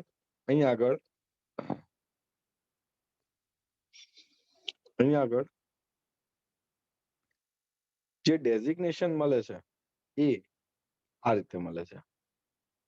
તો દેખો R જે છે એમાં પહેલો આંકડો કયો આવે છે, m-1. m શું છે, કાર્બન છે, એટલે કાર્બનની સંખ્યામાં એક ઘટાડીને લખવાનો. પછી બીજો આંકડો જે લખવાનો છે એ શું છે, n+1. n શું છે, હાઇડ્રોજન. હાઇડ્રોજનની સંખ્યામાં એક એડ કરીને લખવાનો. અને જે ફ્લોરિન હોય એ એમના એમ લખી દેવાનો, p. તો તમને થાય q. તો q નહીં બતાવેલો હોય, બરાબર. q શોધવો હોય તો કઈ રીતે શોધશું, તો યાદ રાખો એ કોના પર ડિપેન્ડ કરે છે, તો એ ડિપેન્ડ કરે છે ઇક્વેશન પર. કોના ઇક્વેશન પર, તો માન લો કે કાર્બન છે તો કાર્બનને કેટલા બોન્ડ બને, તો દેખો 4 બને, બરાબર. એક અહીંયા, એક અહીંયા, એક અહીંયા, એક અહીંયા, બરાબર. હવે 2 કાર્બન હોય તો C 1 2 3, 1 2 3. તો કેટલા થયા દેખો. તો કાર્બન કઈક આ રીતે બને. તો m જે છે કેટલા બને, m છે એ કેટલા થાય, તો m થાય. પ્લસ હાઇડ્રોજન કેટલા છે, તો દેખો જસ્ટ અ મિનિટ, હા, યસ. તો આ જે સંખ્યા બની એ કેટલી બની, બરાબર. આનું મૂકો, આનું વિચારીએ આપણે ડબલ વાળું. તો દેખો 2m + 2, બરાબર. 2 દુ 4, 2 6, 6 જગ્યા બની, 1 2 3 4 5 6, 6 થઈ. તો આ 6 જગ્યાએ અલગ અલગ આવે, કાં તો હાઇડ્રોજન આવે, કાં તો ફ્લોરિન આવે, કાં તો ક્લોરિન આવે. આનો સરવાળો કેટલો થવો જોઈએ, 6. તો n + p + q. તો આ ઇક્વેશન ધ્યાનમાં રાખવાનું. સેચ્યુરેટેડ માટે બીજું કયું, તો 2m + 2 = n + p + q.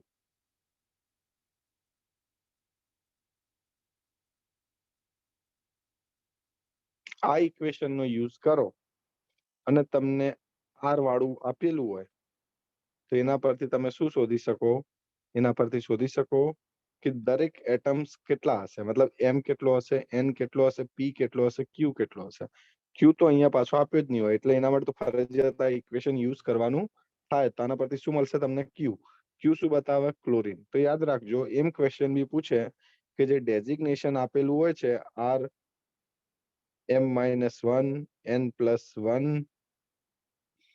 અને p આમાં કયો તત્વ બતાવેલો હોતો નથી? તો કયો નહીં બતાવતો હતો? તો ક્લોરીન. બરાબર, તો આના પરથી તમે ઇઝીલી શોધી શકો છો. બરાબર, તો આવા અલગ અલગ એક્ઝામ્પલ આપ્યા છે. ફોર એક્ઝામ્પલ આ પહેલું જુઓ તો R22, બરાબર, તો 2 શું બતાવે છે? 2 શું બતાવે છે જુઓ તો m-1, બરાબર, તો m કેટલા છે અહીંયા? m કેટલા છે જુઓ? CCl2 કેટલા છે? 1 2. ઓકે, ચલો, તો જો R22 છે તો અહીંયા કયો તત્વ નથી? અહીંયા આગળ નથી, F છે, આ 2 બતાવે, તો આ બતાવે P. બરાબર, હવે નંબર ઓફ કાર્બન કેટલા હતા? 1 હતા. નંબર ઓફ કાર્બન કેટલા હતા? 1 હતા. તો અહીંયા આગળ બીજો આંકડો શું બતાવતો હોય? n બતાવતો હોય. શું બતાવતો હોય? n+1. તો n કેટલો થાય? n થાય 1, p થાય 2. હવે અહીંયા આગળ તમે ત્રીજો આંકડો નહીં બતાવતો, ત્રીજો આંકડો જો ના બતાવતો હોય તો એ કયો હોય? 0 હોય. તો 0 શું થાય? 0 થાય m-1. તો m કેટલો થાય આના પરથી? m થશે 1. તો m1 થાય તો C1H1 Cl. Cl કેટલો થાય? તો Cl ને આ સંખ્યા રહેવા દઉં હું. ફ્લોરિન કેટલા થાય? 2. તો એક કાર્બન સાથે 4 એટમ હોવા જોઈએ, તો 2 1 1, તો ક્લોરીન બી 1 થાય. તો આને કઈ રીતે લખાય? CHClF2. બરાબર, કોના પરથી લખ્યું આપણે? R22 પરથી. બરાબર, યાદ રાખજો m-1 બરાબર 0 થતું હશે તો r ના આગળ 0 લખેલો હશે નહીં, તો R022 ના બદલે શું હશે? R22. બરાબર, આ રીતે તમારે ધ્યાનમાં રાખવાનું. તો આ રીતે બધા આપેલા છે જુઓ. ક્લિયર? હવે જ્યારે ફ્લોરિન 0 હશે ને, ફ્લોરિન 0 હશે ત્યારે ફ્લોરિન નો 0 લખેલો હશે, નહીતર તમને ખબર ના પડે કે પહેલો આંકડો છોડેલો છે કે છેલ્લો આંકડો છોડેલો છે. તો અહીંયા 0 લખ્યો એ શું બતાવે? દેખો, છેલ્લો લઈએ આપણે, કયું લઈએ? તો R290. આ શું બતાવે? P. આ શું બતાવે? n+1. આ શું બતાવે? m. ચલો, તો m થયો, m કેટલો થયો? Sorry, m-1. તો m કેટલો થયો? વેઇટ કરજો. હા, ચલો, તો m કેટલો થયો? 1. બરાબર, તો C1. ચલો, પછી h કેટલો થયો? h આપ્યા છે n+1 9, તો એ થયા 8. બરાબર, હવે 0 આપ્યો, 0 Cl હજી આપણને નહીં ખબર, બરાબર ને, પણ ખબર કયો પડી ગયો? ફ્લોરિન. ફ્લોરિન ખબર પડી ગયો, તો ફ્લોરિન કેટલો છે? 0. હવે સરવાળો કરો આનો તો કેટલા થાય છે? કેટલા થાય છે? C3 આવશે ને, સોરી, આ 3 આવશે. હા, તો કેટલા થશે? 3 દુ 6 ને 2 8. 3 દુ 6 ને 2 8. આ કેટલા થશે? 3 દુ 6 ને 2 8 થવા જોઈએ, તો 8 હાઇડ્રોજન મળી ગયા, તો ક્લોરીન બી 0, ફ્લોરિન બી 0. તો આ શું થયો? R290 માં C3H8. ક્લોરીન 0 છે, ફ્લોરિન 0 છે, તો ઇક્વેશનમાં લખાય નહીં, અને એને લખીશું C3H8. ક્લિયર? બરાબર, તો સિમ્પલ છે, થોડી ખાલી પ્રેક્ટિસ માંગશે તમારે સમજવા માટે, બાકી કઈ વાંધો નહીં આવે. બરાબર, ચલો, તો નેક્સ્ટ જુઓ. For brominated refrigerant. Brominated refrigerant શું છે? તો બ્રોમિનેટેડ રેફ્રિજરન્ટમાં એમણે શું કર્યું છે? જે ફ્લોરોકાર્બન હતા, બરાબર, એમાંથી ક્લોરીન ને રિપ્લેસ કરી દે છે. આ એક બેસ્ટ એક્ઝામ્પલ છે, એ સમજો એટલે તમને ખ્યાલ આવી જાય. દેખો આપણી પાસે એક રેફ્રિજરન્ટ છે R13. શું છે? R13. R13 માં 3 શું બતાવે? Number of fluorine. તો F છે 3. બરાબર. હવે આગળ 0 છે એટલે કાર્બન કેટલો બતાવે? 1 બતાવે. બરાબર. હવે આ 1 બતાવે, 1 બતાવે એટલે શું થયો? હાઇડ્રોજનની સંખ્યા 0 છે એટલે હાઇડ્રોજન તો 0 છે. તો 4 કરવા માટે ક્લોરીન આવે. તો ઇક્વેશન આવું બન્યું CClF3. હાઇડ્રોજન 0 છે એટલે હું લખતો નથી. હવે જ્યારે ક્લોરીનને રિપ્લેસ કરીને હાઇડ્રોજનને લાવીએ CBrF3, તો આ ખબર કઈ રીતે પડે કે આપણે ક્લોરીનને રિપ્લેસ કરીને બ્રોમીનને લાયા? તો એના માટે શું કરીએ છીએ આપણે? જે આપણું ઇક્વેશન હતું આનું R13, એમાં આપણે શું કરી દઈએ છીએ? એમાં R13 ની પાછળ એક બ્રોમીનને રિપ્લેસ કર્યો તો આપણે B1 લખીએ છીએ. અહીંયા નહીં લખાતું, થોડું સાઈડમાં લખું.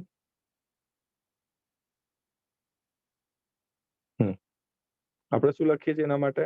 R13Br1.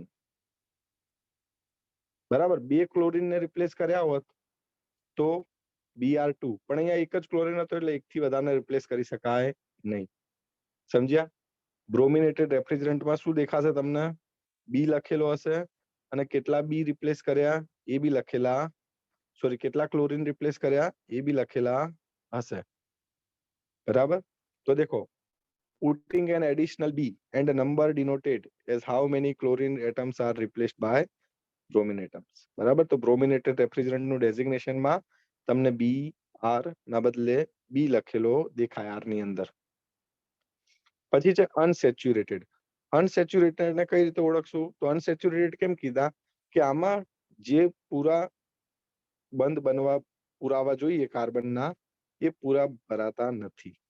તો માન લો કેટલા ભરાવા જોઈએ? 2 કાર્બન હોય તો 1 2 3 4 5 6. તો 6 ભરાવા જોઈએ.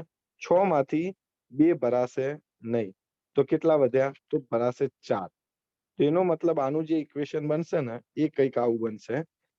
twice m is equal to p plus q plus n. તો 2 ખાલી રહે છે. કેટલા ખાલી રહે છે? 2 આ છેડાના ખાલી રહેશે. એટલે 2 છૂટા રહી ગયા, પૂરેપૂરો નહીં ભરાયો એટલે આપણે આને શું કહીશું? Unsaturated compound. શું કહીશું? Unsaturated compound. તો જે રીતે તમે પેલામાં શોધતા હતા એ રીતે આમાં બી શોધી શકો. બરાબર. આ ઇક્વેશનમાં કોઈ ફરક નથી. ફરક ક્યાં છે? પી અને જે તમે ક્યુ શોધતા હતા ને એ ક્યુ શોધવા માટેનું જે ઇક્વેશન હતું ને એ ઇક્વેશન આવું બની ગયું. એમાંથી જે 2m + 2 હતું એ 2 આપણે કાઢી નાખ્યો અને અનસેચ્યુરેટેડ માટે આ ઇક્વેશન બની ગયો. ક્લિયર? બરાબર. ઓકે. હવે બીજા છે ઇનઓર્ગેનિક રેફ્રિજરન્ટ. ઇનઓર્ગેનિક રેફ્રિજરન્ટ જે છે એ કઈ રીતે બતાવવામાં આવે? તો એના માટે આ મેથડ નથી બેલેન્સ વાળી. એના માટે સિમ્પલ મેથડ છે કે NH3 છે તો NH3 નો તમે પરમાણુ ભાર શોધો તો કેટલો આવે? તો N માટે છે 14, H માટે કેટલા છે? 3. હાઇડ્રોજન 3 છે તો કેટલા થાય? 17 થાય. તો R7 લખવાનું આ બધા માટે. ઇનઓર્ગેનિક માટે શું લખવાનું? R7 પ્લસ અહીંયા શું લખવાનું? Molecular weight. તો અહીંયા કેટલો આવ્યો? 17. તો આ કોના માટે થયો? NH3 માટે. એ જ રીતે દેખો H2O માટે. O માટે કેટલા? 16 અને H2 માટે કેટલા? 2. તો 16 + 2 18 થયા. તો H2O માટે કેટલું થયું? R718. બરાબર. સિમ્પલ છે. CO2 માટે C માટે 12, ઓક્સિજન માટે કેટલા છે?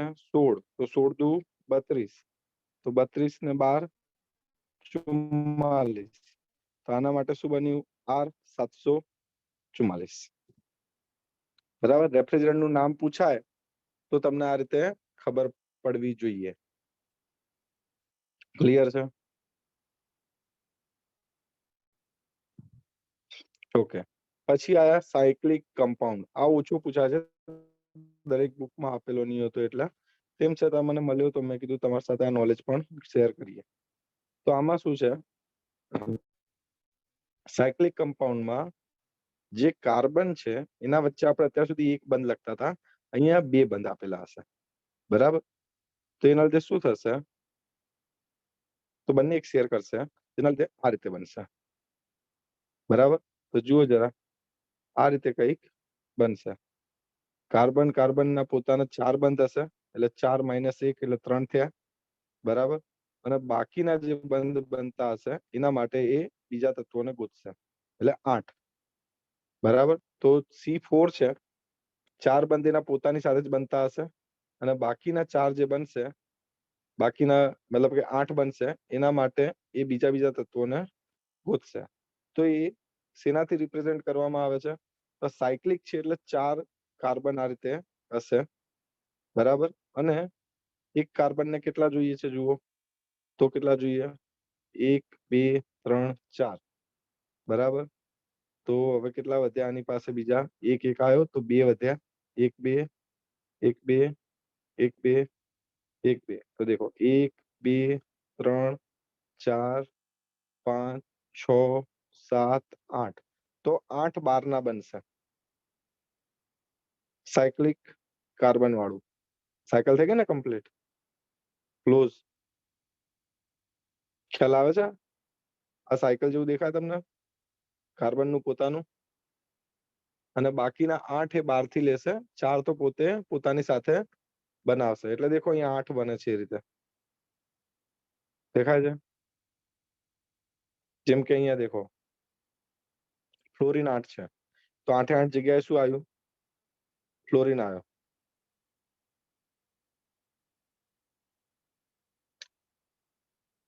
બરાબર. હવે અહીંયા દેખો એક ફ્લોરિન છે, 7 ફ્લોરિન છે, એક ક્લોરિન છે, તો એકને રિપ્લેસ કરી દો. કયો લખીએ આપણે ત્યાં? ક્લોરિન લખીએ, તો 7 ફ્લોરિન 1 ક્લોરિન. ક્લિયર? 2 ક્લોરિન કરવા હોય તો 2 કરી દઈએ, તો આ પહેલું બની જશે. તો 3 3 બનાવીને બતાવ્યા મેં તમને, બરાબર? કઈ રીતે ઓળખાશે આ? યસ, કઈ રીતે ઓળખાશે? 3 હશે, અને આર નહીં લખ્યો, સી લખેલો છે, સાયક્લિક નો સી, સાયક્લિક નો સી. અને 3 શું બતાવે છે? તો કાર્બનની સંખ્યા m-1 કરો એટલે 3 આપે, એટલે 4 કાર્બન. ક્લિયર? ઓકે, ચલો. હવે જે બે મિક્સચર મેં તમને કીધા હતા કે આ રેફ્રિજરન્ટ એવા છે કે જે બે મિક્સચર થી બનેલા છે, સિંગલ નથી. મતલબ કે એક થી વધારે રેફ્રિજરન્ટના બેનિફિટ લેવા હોય, કોઈ રેફ્રિજરન્ટનો બોઇલિંગ પોઈન્ટ હાઈ હોય, સોરી બોઇલિંગ પોઈન્ટ લો હોય, બોઇલિંગ પોઈન્ટ લો હોય પણ એનું લેટન્ટ હીટ ઓછી હોય, તો બીજા રેફ્રિજરન્ટ એવું હોય જેની લેટન્ટ હીટ સારી હોય પણ બોઇલિંગ પોઈન્ટ ઉપર હોય કે ફ્રીઝિંગ પોઈન્ટ ઊંચો હોય, તો આમાં બે રેફ્રિજરન્ટને મિક્સ કરવાને કે બે થી વધારે રેફ્રિજરન્ટને મિક્સ કરીને એક ડિઝાયરેબલ પ્રોપર્ટી વાળો રેફ્રિજરન્ટ અચીવ કરવાનો ટ્રાય કરવામાં આવે છે, એટલે આને મિક્સચર કે છે, બરાબર? તો એઝિયોટ્રોપિક છે અને જીઓટ્રોપિક છે. હવે એઝિયોટ્રોપિક ને જીઓટ્રોપિક શું છે એ તમારે એટલું ડિટેલમાં નહીં પૂછાતું, પણ તેમ છતાં મેં તમારી જાણકારી માટે અહીંયા ટેબલ મૂકેલું છે, જોઈએ તો એક સ્ક્રીનશોટ લઈ લેજો, બરાબર? અને લઈ લેજો, બાકી યુટ્યુબમાં તો વિડીયો આવશે એટલે તમે ત્યાંથી બી ડાઉનલોડ કરી શકશો. આ એના ડેફિનેશન પ્રમાણે, કમ્પોનન્ટ્સ પ્રમાણે, બોઇલિંગ પોઈન્ટ્સ પ્રમાણે અને એક્ઝામ્પલ પ્રમાણે બતાવેલું છે, બરાબર? ડિફરન્સ તમારા માટે શું ઇમ્પોર્ટન્ટ છે, એઝિયોટ્રોપ છે એ 500 R500 ની સિરીઝ થી બતાવાય છે, અને જીઓટ્રોપ છે એ R400 ની સિરીઝ થી બતાવવામાં આવે છે. આટલું યાદ રાખજો, તમારા એક્ઝામ પોઈન્ટ ઓફ વ્યૂ આનાથી વધારે મહત્વનું નથી, બરાબર? બહુ તો એક એક્ઝામ્પલ યાદ રાખજો જે અહીંયા બતાવેલું છે બેનું, એનાથી વધારે વિશેષ કોઈ જરૂર નથી આપણે, બરાબર? ચલો, હવે થોડા રેફ્રિજરન્ટને જોઈએ. આ રેફ્રિજરન્ટ કયા છે? દેખાય છે સ્લાઇડ? લેગિંગ તો નથી ને? છે HELLO હેલો. ઓકે, ચલો ક્લિયર છે એમ તો, લેગિંગ નથી. ઓકે, ચલો હવે થોડા રેફ્રિજરન્ટ છે જેની પ્રોપર્ટી તમને ખબર હોવી જોઈએ એટલે મેં અહીંયા મૂક્યા છે. બરાબર, આગળ બી બીજી સ્લાઇડોમાં આવશે પણ ધ્યાન રાખો એ સમજવાનું શું છે. પહેલો જ રેફ્રિજરન્ટ એર છે, તો એર રેફ્રિજરન્ટ તરીકે ક્યાં યુઝ થાય તો આપણી બેલ કોલેમન સાયકલ યાદ કરો જે એરક્રાફ્ટ માટે હતી. એર સૌથી સેફ રેફ્રિજરન્ટ છે, એરના લીધે કોઈ નુકસાન ના થાય લીકેજ થાય તો બી. પછી બીજું ફ્રી ઓફ કોસ્ટ અવેલેબલ છે, એ બી બેનિફિટ છે. સીઓપી એર બેઝ રેફ્રિજરન્ટ નો લો હોય, યાદ રાખવાનું, બીજા કોઈ પણ રેફ્રિજરન્ટ કરતા એર વાળે રેફ્રિજરન્ટ સિસ્ટમ નો સીઓપી લો હોય. કેમ? તો કારણ એ છે કે એર માટે જે સિસ્ટમ યુઝ થાય છે ને, તો એર જે હીટ એબ્ઝોર્બ કરે છે સેન્સિબલ ફોર્મમાં એબ્ઝોર્બ કરે છે. બરાબર, અને જ્યારે બીજા બધા રેફ્રિજરન્ટ છે, આપણા એમોનિયા છે, R134 છે, એ લેટન્ટ હીટના ફોર્મમાં એનર્જી એબ્ઝોર્બ કરે છે. હવે લેટન્ટ હીટ કેવી હોય ખબર છે? 4 આંકડામાં હોય, 3 આંકડામાં હોય. બરાબર, જેમ કે પાણી માટે જ લો તો 2500 કે 2300 જેવી કંઈક વેલ્યુ છે, 2000 પ્લસ છે વેલ્યુ. બરાબર, કિલો જુલમાં. અને એ જ પાણીનો સીપી લઈ લો તો સીપી છે 4.186. બરાબર, તો ફરક કેટલો છે જરા જુઓ, 500 ગણો ફરક છે. તો 500 ગણો ફરક હોય તો સીઓપી માં બી ફરક પડવાનો. યસ, તો એટલે એરનો સીઓપી જે છે એ બીજા રેફ્રિજરન્ટ વીસીઆર માં એમાં યુઝ થાય એના જેટલો હાઈ નથી. બરાબર, આ એ મેઇન રીઝન છે. પણ બીજો બેનિફિટ એ છે કે આ સિસ્ટમ જે છે સીઓપી ભલે ઓછું આપે પણ આ સિસ્ટમનું વેઇટ બહુ ઓછું છે. તો જ્યાં આગળ વેઇટ નો ઇશ્યુ હોય અને સીઓપી બહુ મેટર ના કરતો એવી જગ્યાએ બેસ્ટ યુઝ થાય. એટલે આનું બેસ્ટ એક્ઝામ્પલ કયું છે? Aircraft refrigeration. બરાબર, પછી બીજું રેફ્રિજરન્ટ એમોનિયા. હવે એમોનિયા બહુ મહત્વનું છે. એમોનિયા વિશે ઘણા બધા ટોપિક છે જે તમારે ધ્યાનમાં રાખવા જોઈએ. બરાબર, કયા કયા છે જુઓ. તો સૌથી જૂનો રેફ્રિજરન્ટ છે જે સારી રીતે યુઝ થતો હતો, વાઇડલી યુઝ થતો હતો રેફ્રિજરન્ટ તરીકે. આ ટોક્સિક છે અને ઇરિટેબિલિટી બી આની અંદર છે. બરાબર, જે થોડી એડવર્સ પ્રોપર્ટી બી છે. બાકી નેચરલી મળી આવતો આ રેફ્રિજરન્ટ છે, બહુ સારો છે. બરાબર, અને ઇકો ફ્રેન્ડલી બી છે, પર્યાવરણને નુકસાન પહોંચાડતો નથી. એટલે ઓઝોન લેયર ડિપ્લેશન આવા બધા ઇશ્યુ આની અંદર આવતા નથી. આનું જે ડિસ્પ્લેસમેન્ટ આવે છે, મતલબ કે સ્પેસિફિક વોલ્યુમ બહુ કેવું છે, લો છે, એટલે ડિસ્પ્લેસમેન્ટ વોલ્યુમ ઓછું આવે. એના લીધે શું થાય? માસ ફ્લો રેટ આનો કેવો જોઈએ? ઓછો. લેટન્ટ હીટ કેવી છે? હાઈ છે. બરાબર, એટલે માસ ફ્લો રેટ અહીંયા બી કેવો થઈ જાય? ઓછો થઈ જાય પર ટન કુલિંગ માટે. રેફ્રિજરન્ટની કોસ્ટ બીજા રેફ્રિજરન્ટ કરતા કેવી છે? ઓછી છે. એટલે રેફ્રિજરન્ટ કેવો છે? ચીપ છે. આ રેફ્રિજરન્ટની લેટન્ટ હીટ હાઈ છે એટલે સીઓપી કેવો આવે? હાઈ. એક જ ઇશ્યુ છે, આ કોપર બેસ્ડ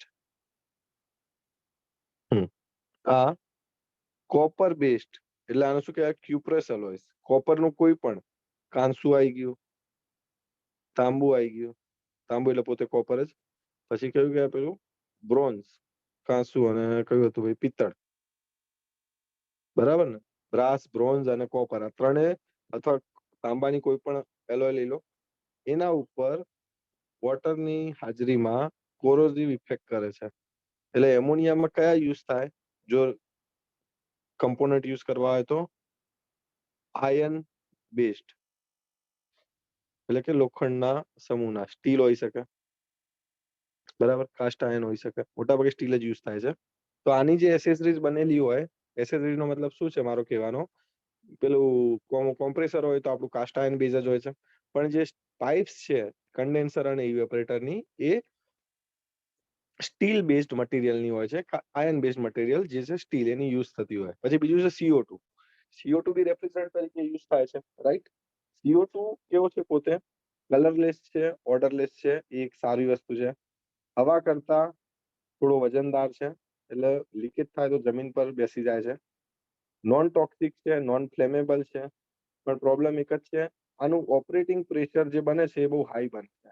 એટલે જે પીઈ જે છે અને પીસી છે, બંને વેલ્યુ કેવી આવે? ઊંચી આવે.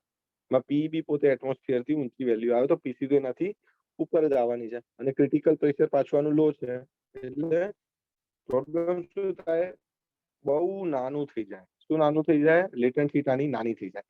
એના લીધે એનો સીઓપી નો બી ઇસ્યુ થાય. એટલે આ 2 સ્ટેજની અંદર સીઓપી સારું પરફોર્મન્સ આપે છે, અથવા તો પછી આને કેસ્કેડ સિસ્ટમ આપણે યુઝ કરવી પડે. ઓઝોન લેયર ડિપ્લેશન નો કોઈ પોટેન્શિયલ નથી, ઇકોનોમિક ફ્રેન્ડલી છે, બરાબર. એટલે સેફ રેફ્રિજરન્ટ કહી શકો તમે આને. ગ્લોબલ વોર્મિંગ ક્રિએટ કરે છે, આનો મોટો ડિસએડવાન્ટેજ છે. યાદ રાખજો, ઓઝોન ડિપ્લેશન નથી કરતો, પણ ગ્લોબલ વોર્મિંગ આ કરી શકે છે. કોરોઝિવ છે, બરાબર. ક્યારે? જ્યારે આને પાણી અને ઓક્સિજન બંને મળે અને CO2 એની સાથે મિક્સ થાય તો આખું મિક્સચર તમારું કોરોઝિવ બને છે. બંને સાથે હોય અને કાર્બન ડાયોક્સાઇડ ભેગો થાય તો જ, બાકી નહીં. CCH3Cl, બરાબર. તો આ કયો બને? આર પ્રમાણે ગણીએ તો R0 બને, બરાબર. પછી આ 4 બને અને Cl તો બનતો નથી, તો 0 0, તો R400 બને, બરાબર. આ રીતે બને, રાઈટ. ચલો, તો આ કેવો છે? કલરલેસ છે, કલરલેસ લિક્વિડ છે, નોન ઇરિટેટિંગ છે, બરાબર. એલ્યુમિનિયમ સાથે બહુ પ્રોબ્લેમ કરે છે, બરાબર. જેમાં એમોનિયા કોપર સાથે કરે છે, એમ CH3Cl, બરાબર. આખરી પ્રોબ્લેમ કરે છે આપણો એલ્યુમિનિયમ સાથે, બરાબર. SO2 નેક્સ્ટ રેફ્રિજરન્ટ છે, SO2 સલ્ફર ડાયોક્સાઇડ. કલરલેસ છે, નોન એક્સપ્લોસિવ છે, નોન ફ્લેમેબલ છે, પણ એક્સ્ટ્રીમલી ટોક્સિક એન્ડ ઇરિટેટિવ છે. ઇરિટેટિવ એટલે એની સ્મેલ જે આવે એટલી ખરાબ આવે કે માણસ તો માણસ, પ્રાણી પણ સહન ના કરી શકે, બરાબર. એક બહુ જબરદસ્ત પ્રોબ્લેમ છે. ત્યાંથી ભાગી જાવ તો વાંધો નહીં, પણ જો તમે સૂતા હો ને આ ગેસ લીકેજ થાય તો તમારું મૃત્યુ નિશ્ચિત છે, બરાબર. પછી આ લિક્વિડ સલ્ફર ડાયોક્સાઇડ છે, એ પોતે લુબ્રિકન્ટ તરીકે બી કામ કરે છે. એટલે જો કોમ્પ્રેસરને વોટર કુલ રાખવામાં આવે તો થોડું કોમ્પ્રેસરના અંદર જ એ થોડું લિક્વિડ ફોર્મમાં બની જાય. કોમ્પ્રેસરના અંદર વાસ્તવમાં કેવું હોય, સુપર હીટેડ વેપર હોય ને, પણ જો એને કોમ્પ્રેસરને વોટર કુલ રાખીએ તો એ રેફ્રિજરન્ટ લિક્વિડ ફોર્મમાં કોમ્પ્રેસરની અંદર જ આવી જાય તો એક સારું કામ કરે. શું સારું કામ કરે? એ પોતે લુબ્રિકન્ટ તરીકે કામ કરે. જો વોટર કુલ જેકેટ વાળું કોમ્પ્રેસર હોય તો SO2 બનશે, કન્ડેન્સેશન થશે અને લુબ્રિકન્ટ તરીકે કામ કરશે, તો બીજા કોઈ લુબ્રિકન્ટની રિક્વાયરમેન્ટ રહેશે નહીં. જો મોઇસ્ચરને એબ્ઝોર્બ કરે તો સલ્ફ્યુરસ એસિડ બને છે, સલ્ફ્યુરિક નહીં. SO2 in the presence of H2O create H2SO3, બરાબર ને? H2SO3 સલ્ફ્યુરિક નહીં હો, સલ્ફ્યુરસ એસિડ ક્રિએટ કરે. અને એસિડ શું કે કોરોઝિવ હોય તો કોમ્પ્રેસરને સેઝ કરી નાખે, ચોંટાડી દે.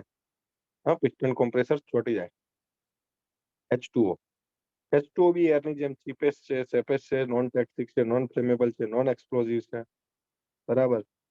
ફ્રીઝિંગ પોઈન્ટ એનો 0 ડિગ્રી પર છે, એના લીધે હાઈ ટેમ્પરેચર રેફ્રિજરેશન પર use. High temperature 4 degree Celsius કરતા ઇવેપોરેટર ટેમ્પરેચર હોવું જોઈએ વધુ, બરાબર.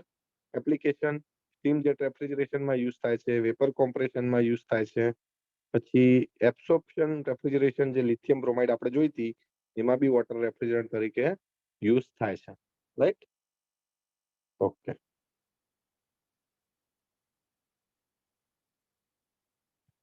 ચલો. હવે ઓઝોન લેયર ડિપ્લેશન ને ગ્લોબલ વોર્મિંગ શું છે? તો ઓઝોન લેયર ડિપ્લેશન ખબર છે કે જો આપણે જોયું ક્લોરીન છે, બ્રોમિન છે, આ બધા કેવા છે? જો ઓઝોનના લેયરમાં પહોંચી જાય તો O3 અને Cl ભેગા થઈને બનાવે O2 પ્લસ ClO, અને આ ClO બીજા ઓક્સિજન સાથે ભેગો થઈને પાછો બનાવે ટ્વાઇસ O2 પ્લસ Cl, અને Cl પાછું નીકળી પડે પાછા આપણા આ ચક્કરમાં. તો આ રીતે બહુ બધા ક્લોરીનને, સોરી, ઓઝોનને ડિપ્લેશન કરી નાખે, બરાબર. અને આ જે ઓઝોન ડિપ્લેશન થાય છે ને એ પાછું કેવું થાય છે, બહુ લો ટેમ્પરેચર ઉપર અલ્ટ્રાવાયોલેટ કિરણોની હાજરીમાં, બરાબર. એટલે આ જે ઓઝોન લેયર ડિપ્લેશન નું ગાબડું છે ને એ જે ઓસ્ટ્રેલિયન રીજન છે, જે કર્કવૃત મકરવૃત ને મકરવૃત થી નીચેનો જે ભાગ છે જ્યાં ઠંડીનો વિસ્તાર વધારે છે એ જગ્યા પર ઓઝોન લેયર નું ગાબડું પડે છે, કાં તો પછી નોર્થ પોલ બાજુ પડે. એટલે ટૂંકમાં નોર્થ અને સાઉથ પોલ ની વચ્ચેના રીજનમાં ઓઝોન નું ગાબડું જોવા મળે. એનું કારણ એ જ છે કે અલ્ટ્રાવાયોલેટ રેસ જોવે અને પાછું આને બહુ ઠંડુ તાપમાન જોવે, બરાબર, જે આને નોર્થ કે સાઉથ પોલના રીજનમાં મળી રહે. એટલે ત્યાં આગળ ગાબડું વધારે પડે. અને એ બાજુ આવેલા ખંડમાં કયો છે તો ઓસ્ટ્રેલિયા છે. એટલે ઓસ્ટ્રેલિયામાં આ કેસ વધારે જોવા મળે, આની અસરો બી. હવે જે ઓડીપી મપાય છે, અહીંયા મહત્વનો મુદ્દો શું છે તમારા માટે એ જો, ઓડીપી છે જે મપાય છે, ozone depletion potential of refrigerant, A capability of refrigerant છે કોના કમ્પેરમાં, તો આ યાદ રાખવાનું, CFC11 અથવા તો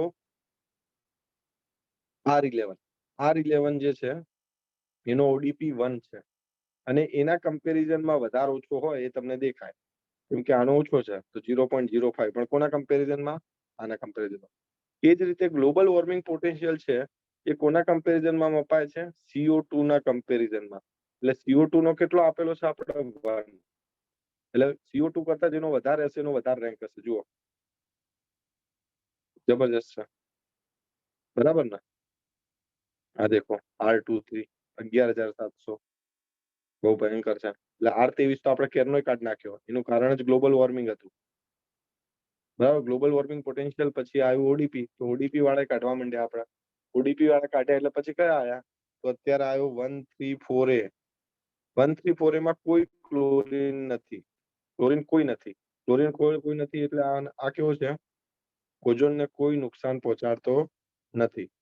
જેના અંદર ક્લોરીન ના હોય, બ્રોમિન ના હોય, એનો ઓઝોન ડિપ્લેશન પોટેન્શિયલ બહુ ઓછો હોય, બહુ પ્રોબ્લેમ કરે નહીં, બરાબર. એટલે દેખો બહુ ઓછો હોય, 1 થી ઓછો થઈ જાય, બરાબર. જેમાં હોય એમાં ક્રિએટ કરે, એના કરતા વધારે. આ દેખો 134A 0. પણ આનો પ્રોબ્લેમ શું છે, ગ્લોબલ વોર્મિંગ પોટેન્શિયલ છે. એટલે આનો બી સબસ્ટિટ્યુટ ગોતવા માંડ્યા છે. મેં કીધું R400 ની સિરીઝમાં કઈક છે, 410 છે કે 430 છે.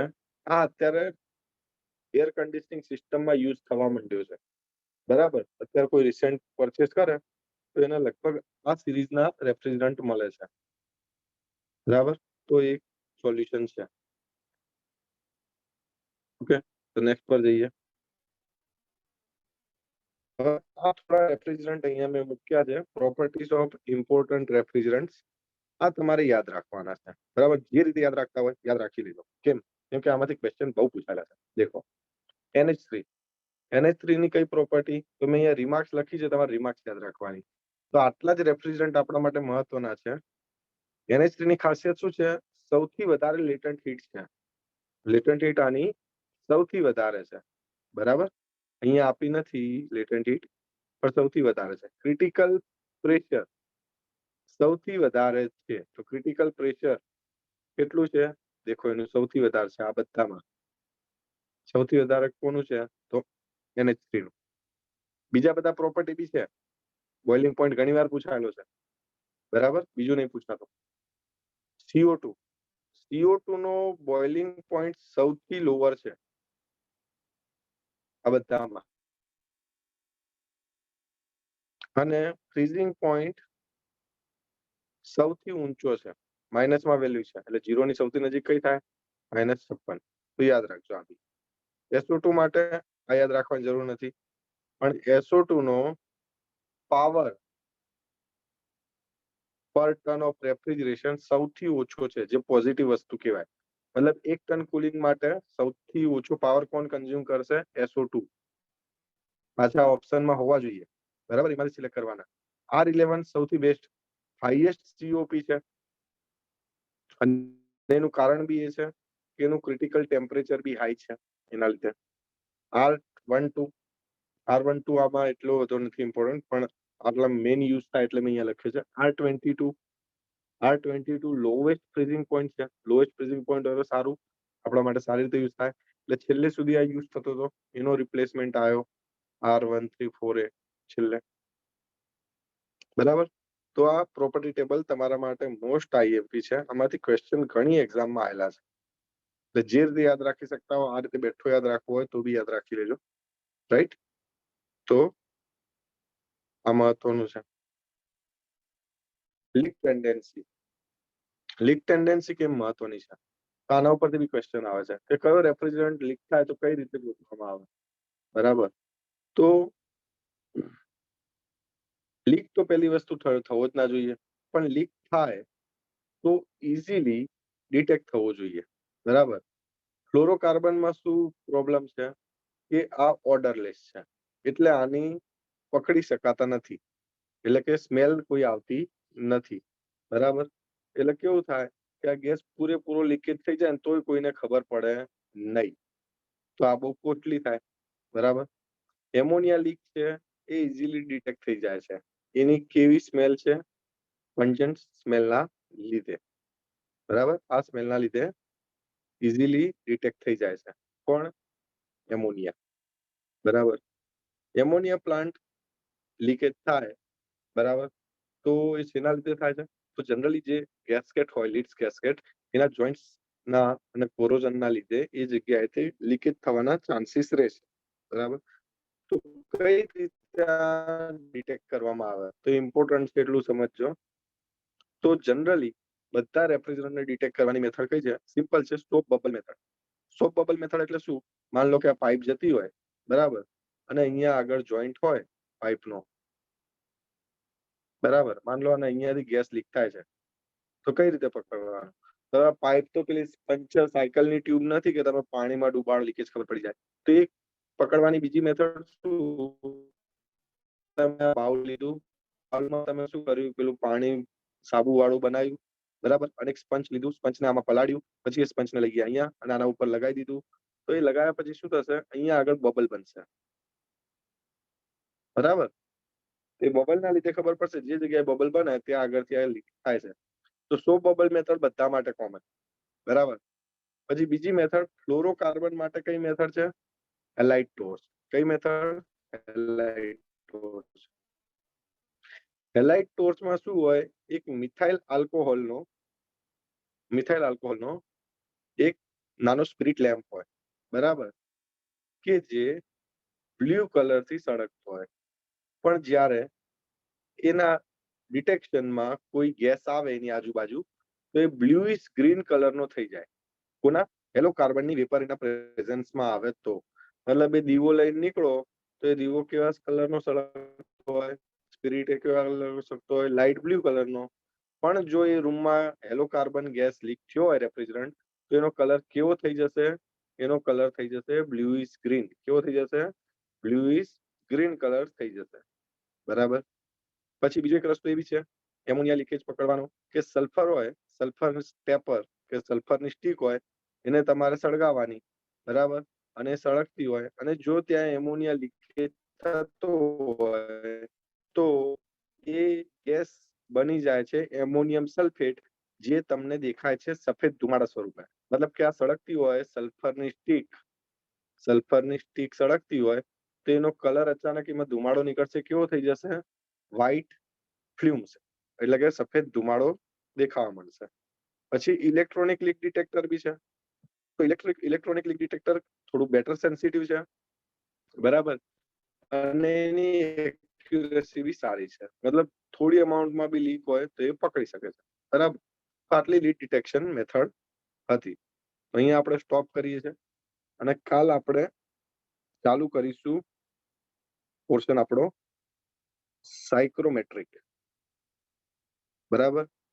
તો આપણું મેઇન રેફ્રિજરેશન બે પાર્ટમાં છે, લગભગ 1 થી 1.5 લેક્ચરમાં પૂરું થઈ જશે, વધારે કઈ ટાઈમ નહીં માગે, પણ કાલ આપણે અહીંથી શરૂ કરીશું, બરાબર. ત્યાં સુધી ગુડ નાઇટ, કાલે આપણે ફરીથી આ સમય પર જ મળીશું.